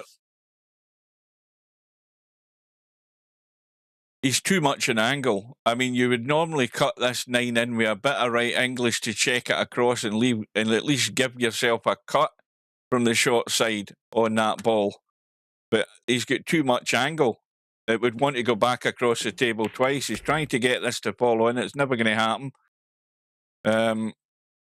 But he hasn't left Larry anything on other than a far-fetched bank, but the 9-ball's in the way of that. So, yeah, this is all or nothing. He's called the corner pocket. That means he's trying to play it past the 9 to get it down into this corner.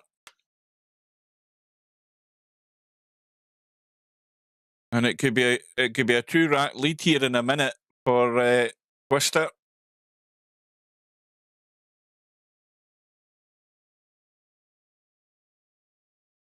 Big shot, this.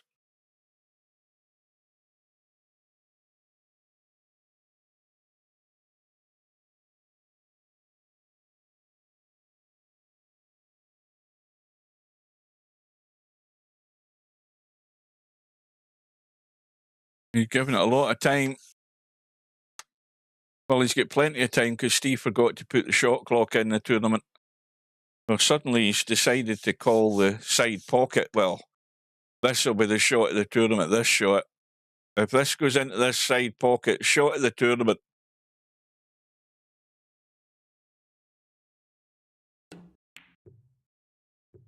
Yeah. A total order, but I'll tell you something. He might have landed sweet here. He might have landed pretty sweet. Well, that 15, you know, you can try and brush that in, but that's sitting right in the point.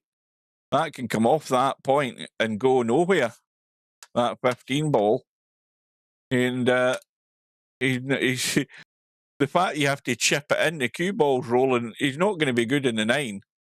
There's no way he's going to be good in the 9 here, unless he really gets control of the pace of this cue ball. But he's got to hit it to get this to move. Yeah, that's a problem. So there you go, Larry. You're off the hook again, and we're back all square. Well, I said that match. What the hell match was it? Was it Larry the other night? I said it was going all, you know, all the way, and this is heading exactly the same direction.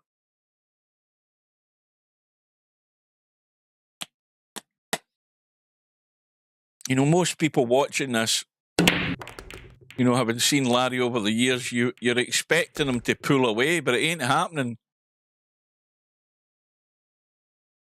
Not yet, it isn't. Couple of balls in the break. Well, if you go for solids, you have a problem. If you go for stripes, you have a problem in that you're going to have to play a cut in the 11 up there to get started, or a combo into the side to get started.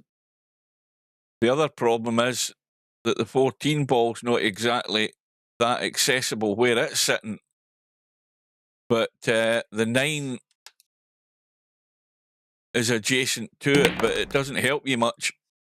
So he goes for the solids, and he would have liked to have finished sort of there in that 1 ball so he could nip below the 3 and deal with it. Now he's trying banging balls.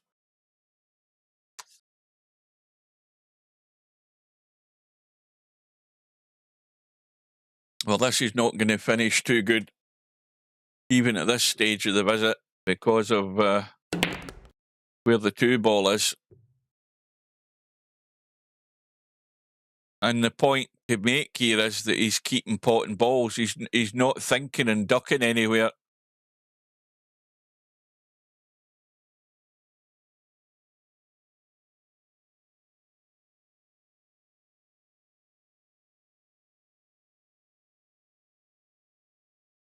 There is a time to stop potting balls. Steve said it as well. You know, you're just going to run into a brick wall eventually, and he's taking risks trying to bump stuff out. And that's worked out not too bad. He's got a shot in the 2 up the rail. The 8 ball, of course, is his biggest downfall because of it being blocked into this corner pocket, and not exactly the greatest amount of room to get in there to take that up table. That's horrible. So the odds aren't good for him. And there you go. Tighter pockets, they don't have as much give in assisting that ball to go in. So Larry has his chance. And I'll say it again, he should be out, but Larry's being dodgy on these cut shots. I think even Larry's getting a wee bit scared of the cut in that 10 ball. And he's not taking anything to do with it. He's taking the easier one first. I don't know that he's got anything easier from where he's sitting now, but he's going to have to bite the bullet and play it. And now he should be good. I say should be good. He needs to stop that cue ball right there so that he's got the nice angle in the 11 to go over to the right side. He doesn't want to leave this straight, so he needs to just hold it right there and stun this 12 in. See, he's actually left that a wee bit straight, but he can go forward and spin it around or just stun it hard enough. But you certainly want to get well away from the 5 and 3, and he's good to go.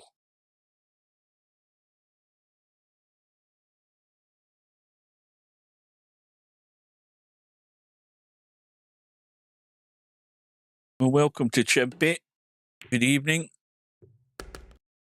So Larry finds himself back in the lead, getting towards the business end of the match. And also getting a follow-up, getting a ball in the break, giving him an opportunity. And again, it's a pretty good table. Now, from where Larry's sitting, he's got a shot in the 3. You've got a whole handful of solids down this end of the table, and you've got 2. He's not gone far enough.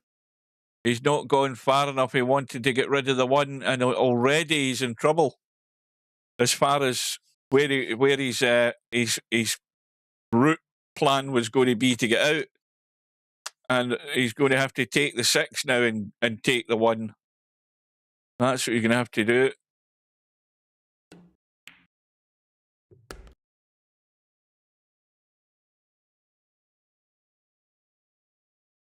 So all the messing about is dealt with down this end. Everything up top's all to get to the 8 ball. So he's got to get that pattern right. Now from there, he could nick the 2 in and go behind the 7. He can take the 4, go forward and come out and get rid of the 7. He could play a 2-way shot and try and get into the 15 ball by coming up the table. He should have a bailout option, but he might want to get rid of the 5. I think that's what he's planning to do there. And he's going to have to go to plan C now by taking the 7. He may well have been trying to get in there to play that 5. So now the problem is making sure you get in the 5 and you're not interfering with this 8 and this 15 ball.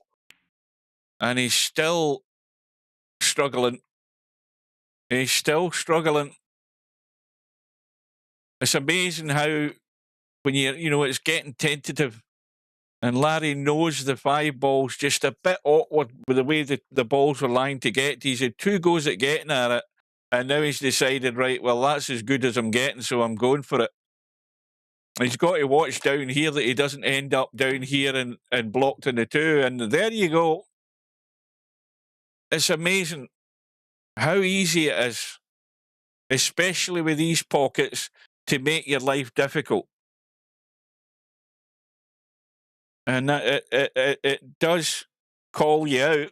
If you don't get the good shape, the thing that's always in the back of your mind is these jaws, these knuckles that are coming out and grabbing the ball, and you're not getting away with what you get away with on the narrow pockets that you're so used to. It's a big change. And here we go again. And UKTwister. This is where you have to show your bottle and maybe loosen up a bit. They're all there. The only worry is how he deals with this setup up here, because we can see that the 11 ball's in an interfering position in terms of clearing things out. Now, he could try and get a bump here, or he could just go dead weight. Well, he's taking the 15, but the angle in the 15 is taking him up the table. And he has to hit this hard. Well, he's playing it soft. The problem with that is he's not got a great angle. He's going to have to tweak this a wee bit. If he starts getting nervous and trying to baby it in, he might not get there if he's trying to play short side of this 12. See, now he's in 2 minds of what he's doing. He can't see enough of the 11 to pot it. And now he's worried about getting a shot on these 2. Now, you could just come out to here and leave the combo. Or, get across into the table and decide, well, the combo's there. It's not that difficult to make it as long as I get half decent on it.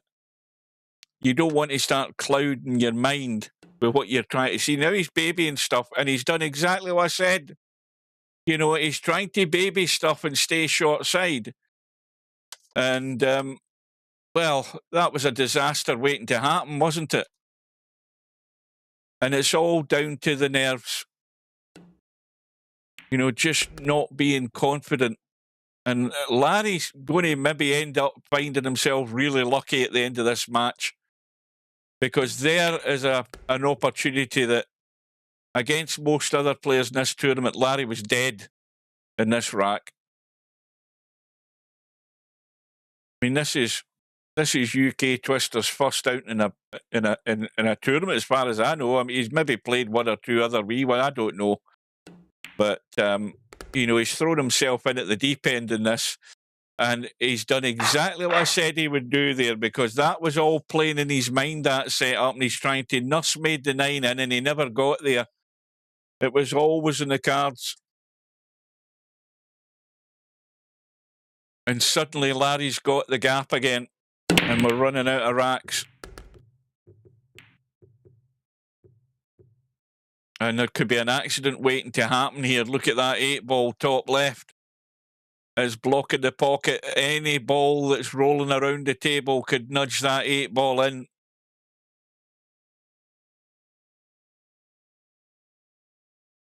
And again, I have to say it, the table is very good to get out on.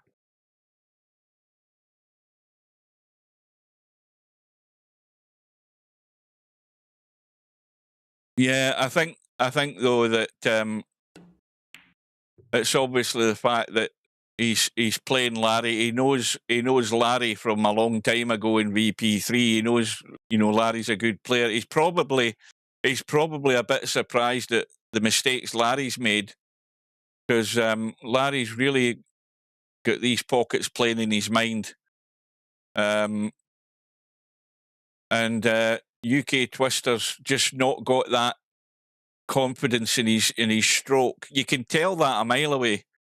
He just not really want to deliver the cue and play the shot. I keep saying it. If you're confident enough and competent enough, you've got to deliver the stroke and play the shot. It doesn't matter what the pockets are like. You've got to play the stroke. And he's just, you know, he's bottling out a wee bit, which I don't blame him. You know, he's trying to learn this game. It is a new learning experience coming to VP4. Big step up compared to what VP3 was. You've got to go through all of that process. But there's nothing better than sticking yourself in at the deep end against somebody like Larry. And this might be the signs that Larry's going to eventually find his way over the line, but straight away he's got to get up table, deal with that 11 ball right in the middle of the table, and there's pockets being blocked for that 11 ball. Yes, it will go down into this corner where he is right now. You've got to get up there. And he's got up there. Now, if he doesn't go behind the 7, he might get away with this. In fact, the 6 ball blocking him as well. Oh dear. Now he's blocked. He's blocked by the 1 for this pocket. And whatever he does with this 9 ball, he's going to have to stroke it to get this cue ball back off the rail and out into the table here. He's going to have to jack up a wee bit and get the stun working, unless he sees another way for this 11 ball to go in. He's having to jack up and get the stroke going, and now he's not getting into it enough. You see, Larry didn't get into it enough to come through, and he's bumped to 2. Oh, well, goodness knows how this is going to finish. I have no idea how it's going to go. Just as you think Larry's going to make the breakaway, he's got the 2-rack lead, running out of racks. But it's even more pressure on Twister, because he has to get to that 7 ball somehow if he gets to the table, which he should do. And if Larry doesn't get a hit in this 11 ball, Twister's hoping he's got ball in hand to deal with that 7 ball. Larry, he'll need to check this cue ball off the short rail if he's trying to kick the 11. I think he's going to have to put left English in this. Or is he? I think he needs to straighten that. He needs to put left English on it. He's got a tad on it. So at least he hit the ball, which was the most important thing. But now, like I say, that 7 ball is the problem. Now, the problem is the 7 ball goes, but you've got to get there. Now, this is where you've got to drop the 2 in. Well, he's taking the 1 instead. Now, to me, that was a mistake because he was sitting perfect in the 2 to just stun the 2 in and get in the short side of the 7. And that 7 ball's going to haunt him because now he has to get there. And if you're not thinking about what you're doing, now he's taking his 1 good opportunity of getting to the 7. This is going to go pear-shaped.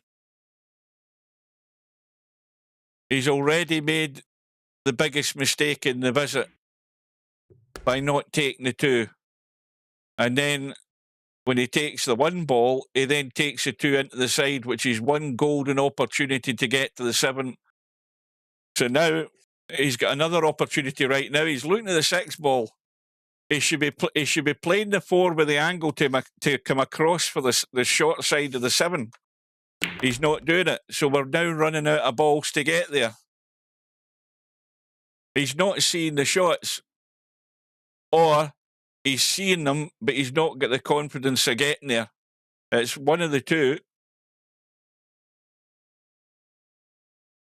Now, you could stun the 4 in and spin this cue ball and come over the short side of the 7, maybe round the back of it. But there's a risk of bumping into it and making things worse. So it's all gone wrong right from the start of the visit here for Twister.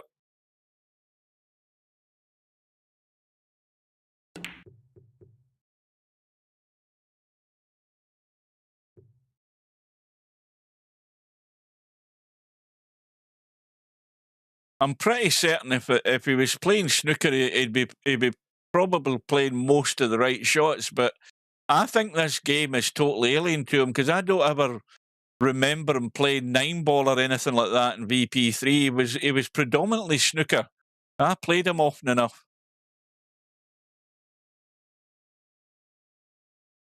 Well, look what he's left Larry. He hasn't left Larry much. He might get another go at this. Larry's trying the double bank. This will be good.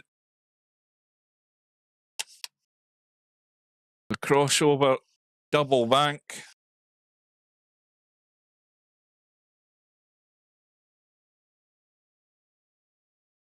Now I don't know what the hell he's doing. He thinks he can squeeze it in past the 3. He's called it into this side now. Well, good luck with that because you ain't get much room.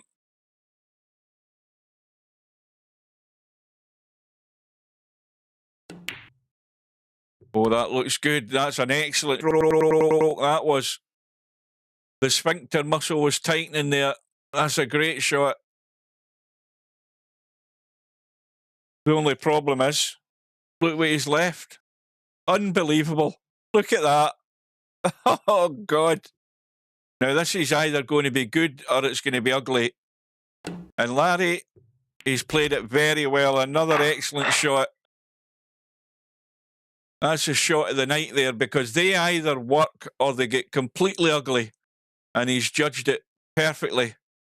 Got to the rail just before the ball and clipped 8 in. Will that now maybe ease the nerves a wee bit for Larry? He's 9-6 up. And I mean, that was a dicey situation. That was a great bank into the side. He looked at the double bank first. He decided that there was room enough to get in past that. I think it brushed the 3 and it just dropped in. So 2 great shots to recover that rack there for Larry.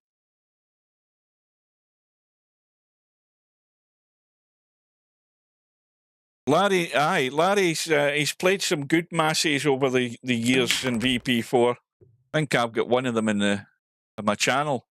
But like I say, you either judge them reasonably good or they're totally ugly. You end up going all over the place. But he gave it every chance. You don't hit them too hard. You've got to let the spin work. The pace was perfect, and he just nipped the rail enough to catch that edge of the 8 ball and knock it in. Excellent stroke.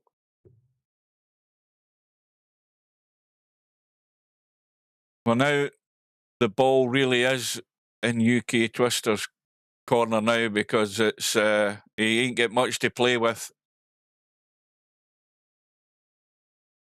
And to be really honest,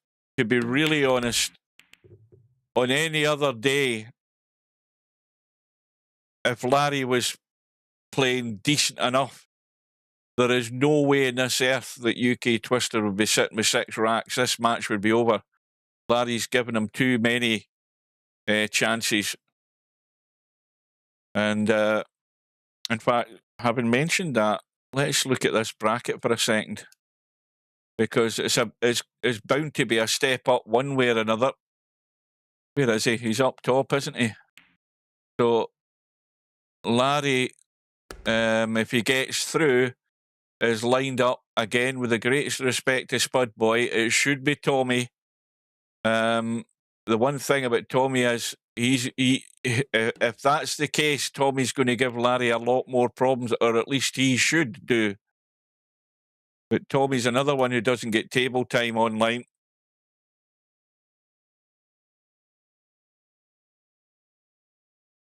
Not really slim, but he certainly got a good knack for swerves. But it's just a plain fact that swerve shots don't get you 6 balls in a row and 9 ball.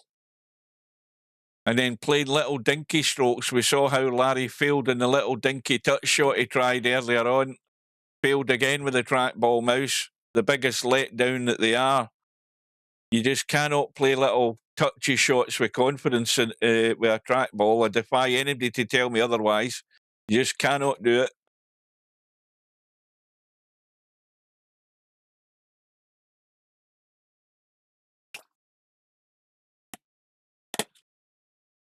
So, UKTwister on the stripes. He's got a stripe you can't get to.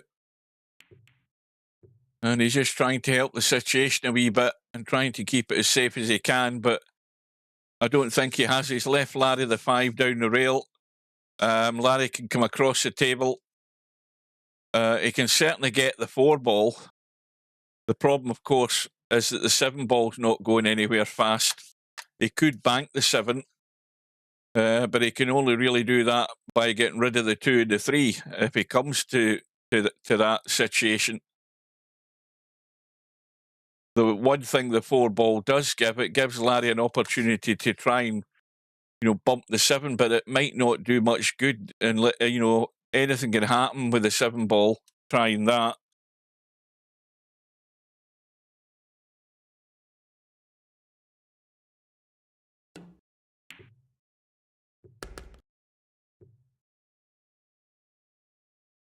Now, clearly, the 6 ball and the 1 ball being down this end of the table are very handy, considering that the 8 ball's there. So that's the least of his worries.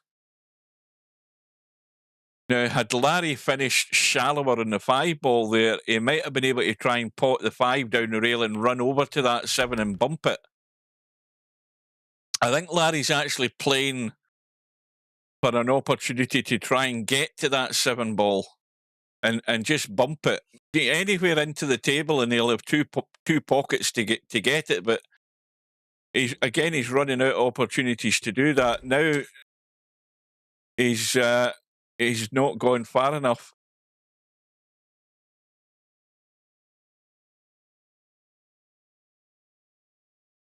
Now it's just a case of trying to get good in the 4 to maybe draw into the 7. I don't know. The angle he's got here is not good. That's finishing in the middle of the 4 and the 7. Well, he did brush the 7. The problem is he ain't brushed it hard enough. Can he cheat that? I don't think. Can he get that to the jaw where it'll just drop in? I mean, I'm trying to convince myself he can get that into there, but no. he's going to brush the 12. But at least if he can get it in there, he's got reasonable control of the pocket. Well, not if Twister pots the 11, because I think they're fairly straight. And he might need to go forward with the cue ball to try and help that 12 to follow the 7 in. But I don't know whether he sees that as an option. Let's have a look. I think if he drops the 11 in, holds the cue ball right in the rail, he's going to have to probably go forward with the 12 a wee bit to make sure it does go in. And hopefully the cue ball doesn't scratch with it. I'm not so certain. I don't know that this does him any good. I think the idea would have been to get right on that rail. We'll soon find out. But I'm going to take a lot of convincing that 12 ball is going to follow that in. From here, yes. From there, convince me. Prove me I'm wrong. Well, that answers that.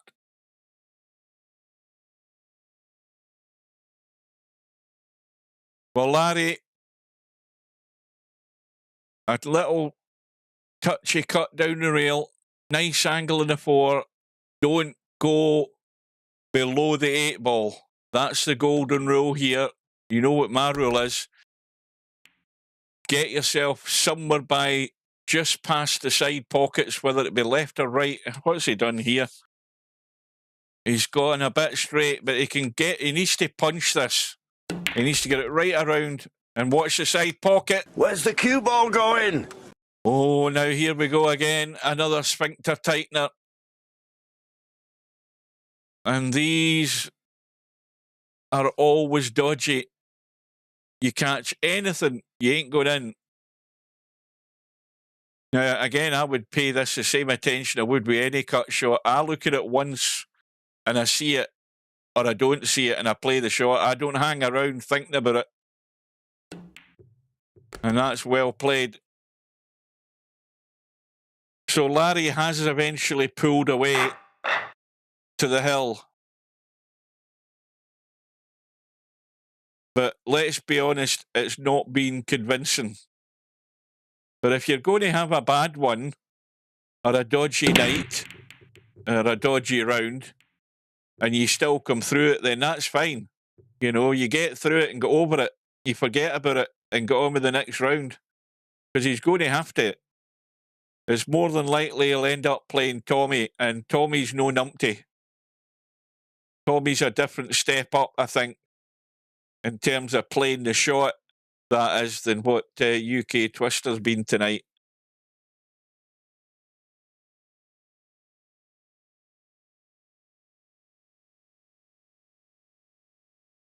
You've just got to hope as the tournament goes on, you get all of this out your system, that you get that confidence on these cut shots and stuff like that, because these pockets are hairy. You know, you're so used to playing on the narrow pockets, you know what give you can get with them. And these start wee voices in your heads every time you leave a dodgy cut. And you're dreading playing them.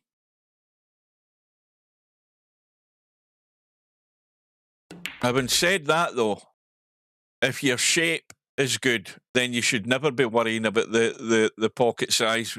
Really, let's be honest. If your cue ball is better than what it has been, then that's the least of your worries. It's then just down to execution all of the time and getting the ball in the hole. But getting the cue ball in the right spot is the most important thing of all, to be able to play those shots. So Larry, on the stripes, he's got an easy combo up top. I think, well, I presume that's a combo and not the 2 ball that's blocking it. It is the 2 ball that's blocking it, so forget that idea. I thought it was a 10. The 10's in the middle of the table. He's going for a bump right now. Blind pocket cut again. Bump into the, whatever the hell ball that is it the 14? Yes. Well, job done as far as that goes. And 12 ball into the corner, past the 4, loads of room. The only worry he's got is that he's close to this ball and it's a wee bit nippy again. You know, you're having to get the ball to the hole, so you're having to go up into the table. And that's what's worrying Larry. He's worried that he comes up into the table. If he comes up too straight, it could be blocked with a 1. And then he could also be hampered getting to the 15. You can't just nursemaid this in. You've got to get it to the hole. And you see what I mean? There you go. He's not going to be as hampered as he might have been, though, on the 15. The problem now is he has to be clean, avoid the 7.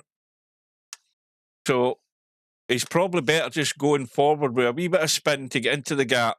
And he's got the 15 ball. Just like that. And now he's actually got, he's made sure he's got there. If he left it a wee bit shallower, he would have that shallower angle in the pot. But it should still be good enough just to drop this in and leave that long 8 or the cut into the side. Now he's in sort of no man's land.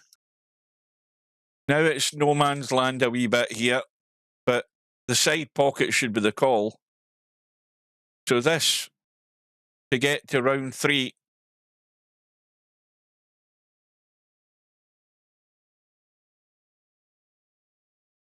and that's after 2 hours. No, tell a lie, it was 20. But Larry's a mile away from that. Absolute mile away from it.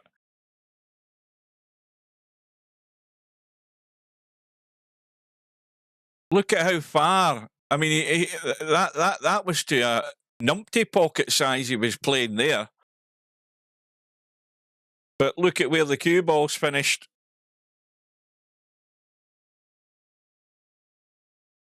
Oh, that's horrible. He's got no shot other than an extremely dodgy cut in the 7 or a bank in the 2 into the corner, or an even dodgier blast to thin, a stub shot, a blast to thin cut the 2 down the rail. I mean, he could try and use the 2 to go up table and try and get into the long grass and use these balls here to get maybe some sort of cover. I mean, he's looking for something there on the 7. He's looking up to. He should be trying to just spin up the table and get lucky, because that's all he can hope for here. That's what I'd be doing. I'd be playing the 2 and just trying to come down here and leave it awkward for Larry. We've seen the vulnerabilities in this table. He's tried I don't know what the hell he tried. I presume it was a cross bank. He might be getting second prize, though. He has done. He's got lucky. Well, you need a roll of the ball now and again, and he's got it this time. But he's going to be under pressure when he comes back to the table with a wide open set of balls that he's got to run out on to save the match.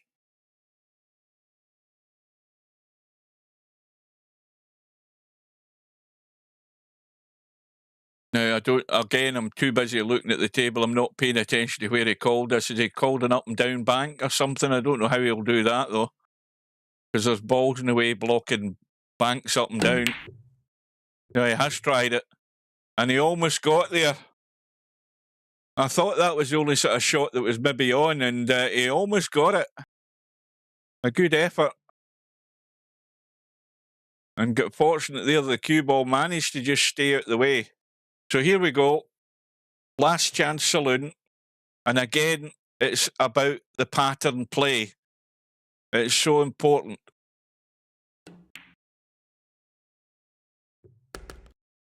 Now, again, if this is me, you play the 7 and you're into the middle of the table. You're not playing specifically on any ball. You're getting into the middle of the table to give you the choice. But you don't bottle out in a stroke. You go right through and get into the table. So now, you get rid of the 1. You can get rid of, you can you've got your choice of how you go now. But my concern would be the 6, so I'd be taking the 1 and getting rid of the 6. That's what I'd be doing. Again, the reason I'm saying that is because that's your best opportunity of getting really good in the 6 and dealing with it. If you keep leaving the 6 there, then the worry is, are you going to have a ball that's going to get you there? Especially when you've got the 4 ball down here to get onto the 8. Now, this is another one where you can bottle out. If you're playing the 5 ball, it's up into the middle of the table. You pot the 5 and you can go through and up, or you can hold the cue ball. Well, he's got rid of the ball that's the closest to the 8 ball. And I don't like that. And now he's got himself 2 straight in the 5. And he's got to play the draw. Or he's played the big stun draw. Now, this is easy for anybody else any other day of the week. Now, again, to me, it's 2 rails or even 3 rails. Just spin it around and let it stroke out. He's drawing back to come into the table. And again, he's not got there. Now, it's 50-50. This is going to go in or not. And he's not seeing the easy way out. That's where he's lacking. Self-inflicted damage is the worst thing you can do. And he's got there, but it was not pretty. And he survives 1 more rack at least. Well, I would hope that UKTwister might watch the stream played back and see whether he agrees with me on quite a few of the shots. I would hope that he would.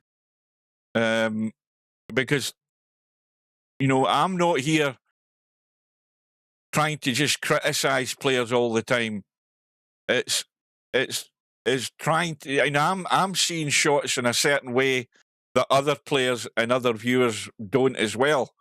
And again, everybody will disagree, but your game will improve tenfold if you get your choice of shots right. I think that's really important. And that's where you can pick up your game, provided obviously you can execute shots. I think part of the problem's also that he's not confident with the setup with the mouse and stroking the cue and doing all of that yet. But through time that will come.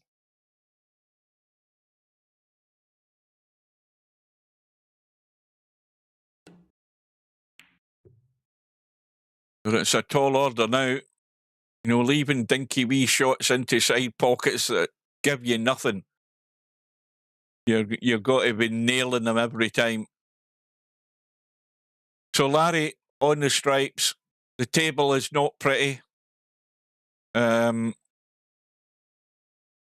Obviously the 14 ball blocked by the 11 and the 14 being sort of nursemaided by the 6 and the 1 doesn't help. Now, if he's got the angle, which he does have, well, he's got the angle in the 13. He's looking at the 10, but the 13 would be an opportunity to maybe run into somebody. Again, he's going to scratch you. Where's the cue ball going? This is the biggest concern of all.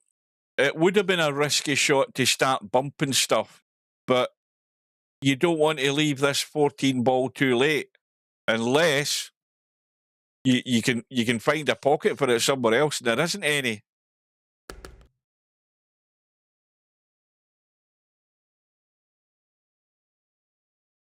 And now, had he finished inside this 15 ball a bit more, he would have had a more comfortable angle to stun that up the rail and come out for the 14. Well, he's trying to force it out and taking liberties with the pockets at that pace. Of course, it's not going in, but that's what he was trying there. I don't believe he was trying to go. Maybe he would have taken the 12 and then the 14, but he was trying to get across the table. And just because he was in a shallow angle, he didn't have quite enough. If he was enough inside, he would have been a lot better. And he had to hit it harder to get the cue ball to get there. So that's what undone him there. Well, I thought earlier on, and for most of this match, it was going to go all the way. It doesn't look like it, but it's a tall order for Twister to win these last remaining racks, but there's every possibility it can happen.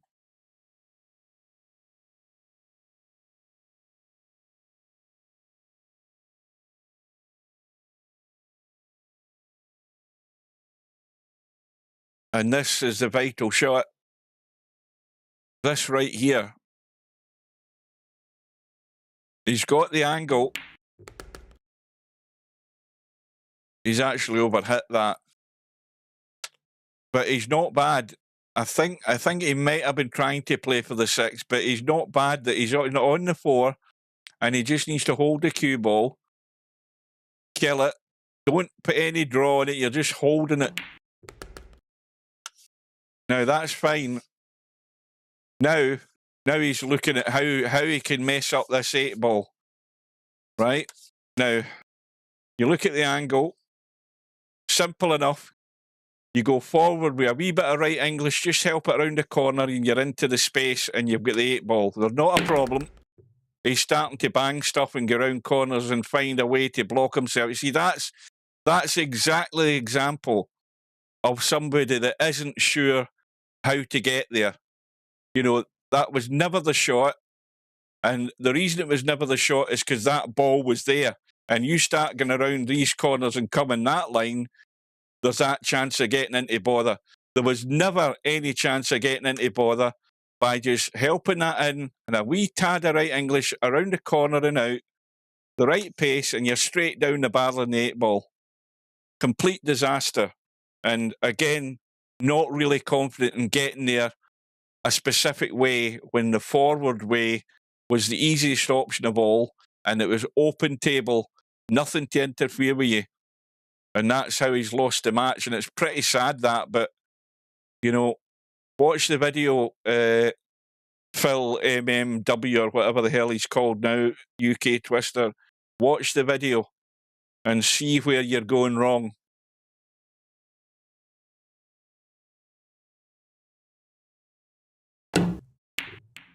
Well, all eggs into one basket, trying to get that 8 ball in, but that'll be his last shot unless Larry finds some way to find a disaster. And already, even that cut in the 14's scary. You know, it's just scary. You know, you're dreading catching the knuckles. But it should be all over. Coulda, woulda, shoulda. Now, I think a little stop. Now, he could, depending on his angle, he could go forward to try and shallow the angle in this 12. He's leaving it open, so that means he's either going to go 2 rails across or start running the cue ball. He could dink this in featherweight, but he'll leave himself a dodgy cut. So he's got to be sure where he's running here. If you start dinking this in featherweight, you're going to end up sort of there and coming out and having to cut it up the rail. Do you really want to do that, or do you want to be brave and start running the cue ball up top, play it down the rail? Like I say, he's got enough angle to go across 2 rails to get there. Let's see what he does.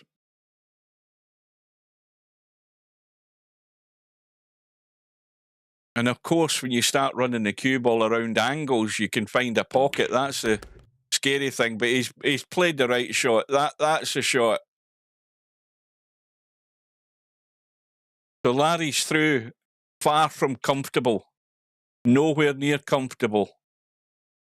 Quite a few bits of self-inflicted damage he's done.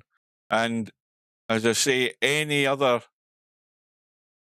competent level opponent would have skinned Larry tonight with the opportunities that Twister had. Larry would have been heading to the one-loss side, but he goes through 11-7, lives to fight another day, and can forget this now that it's over. Like I say, UKTwister, go and watch the video. Hang on a minute, I'm going to tell him before he runs out. He'll probably run out before I'm finished.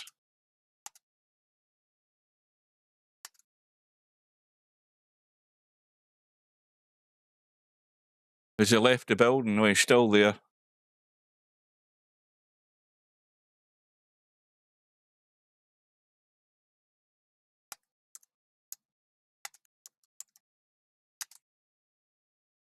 Anyway, it's well done to Larry. Larry says he wishes his eyes were 20 years younger. Well, the only unfortunate thing is I found that out long before Larry. I'm in the same boat as him. What the hell am I doing? Where's the cue ball going? We've got the matches. Well, there's Romario and Acero have actually arranged their match, and they've arranged it for 7 p.m. tomorrow, which means that Albinario and Rabi are going an hour later. That was the match I was going to do tomorrow night, so I'm going to stick with that. So Slim, who has his match with Cobra, and that goes at 5 p.m. Well, tell a lie, it's 2 p.m. My bad, I can't read. My eyes have gone anyway. It's 2 p.m. I'll be able to get that at 2, and then the Albinario Rabi match at 8 o'clock. And Slim will be streaming his own match with Cobra at 5 o'clock. I'm glad I got that right eventually. Anyway, back to this bracket. Quick reminder, Larry's now through to round 3. You've got Tommy to play Spud Boy. That's deadline date the 28th, so loads of time yet for that. Spud Boy, not too sure what he's doing as far as Windows 11 goes. But anyway, we do know he's alive. Tommy should be favourite to come through that, so it'll be a step up for Larry in his next round. Rabi, of course, against Albinario. Stubb through to play Liquid. Stubb will be very strong favourite for that. I can't see him losing that. He'll be too strong for Liquid, I would expect. I think, don't know how that'll go and whether it'll actually be played. River City and Balls. And you've got Coldest Pillow through to round 3, waiting on the winner of that match, or whoever gets through in a bye and a forfeit, I don't know. But once again, Coldest Pillow should be far too strong. And then, of course, we know we've got Slim and Cobra tomorrow to get to round 3. So that is it, folks. I hope you enjoyed it, and hope you can join us tomorrow. Don't forget to hit that like. Thanks for watching, and have a good night. I'm off for a coffee, and we'll see you again very soon.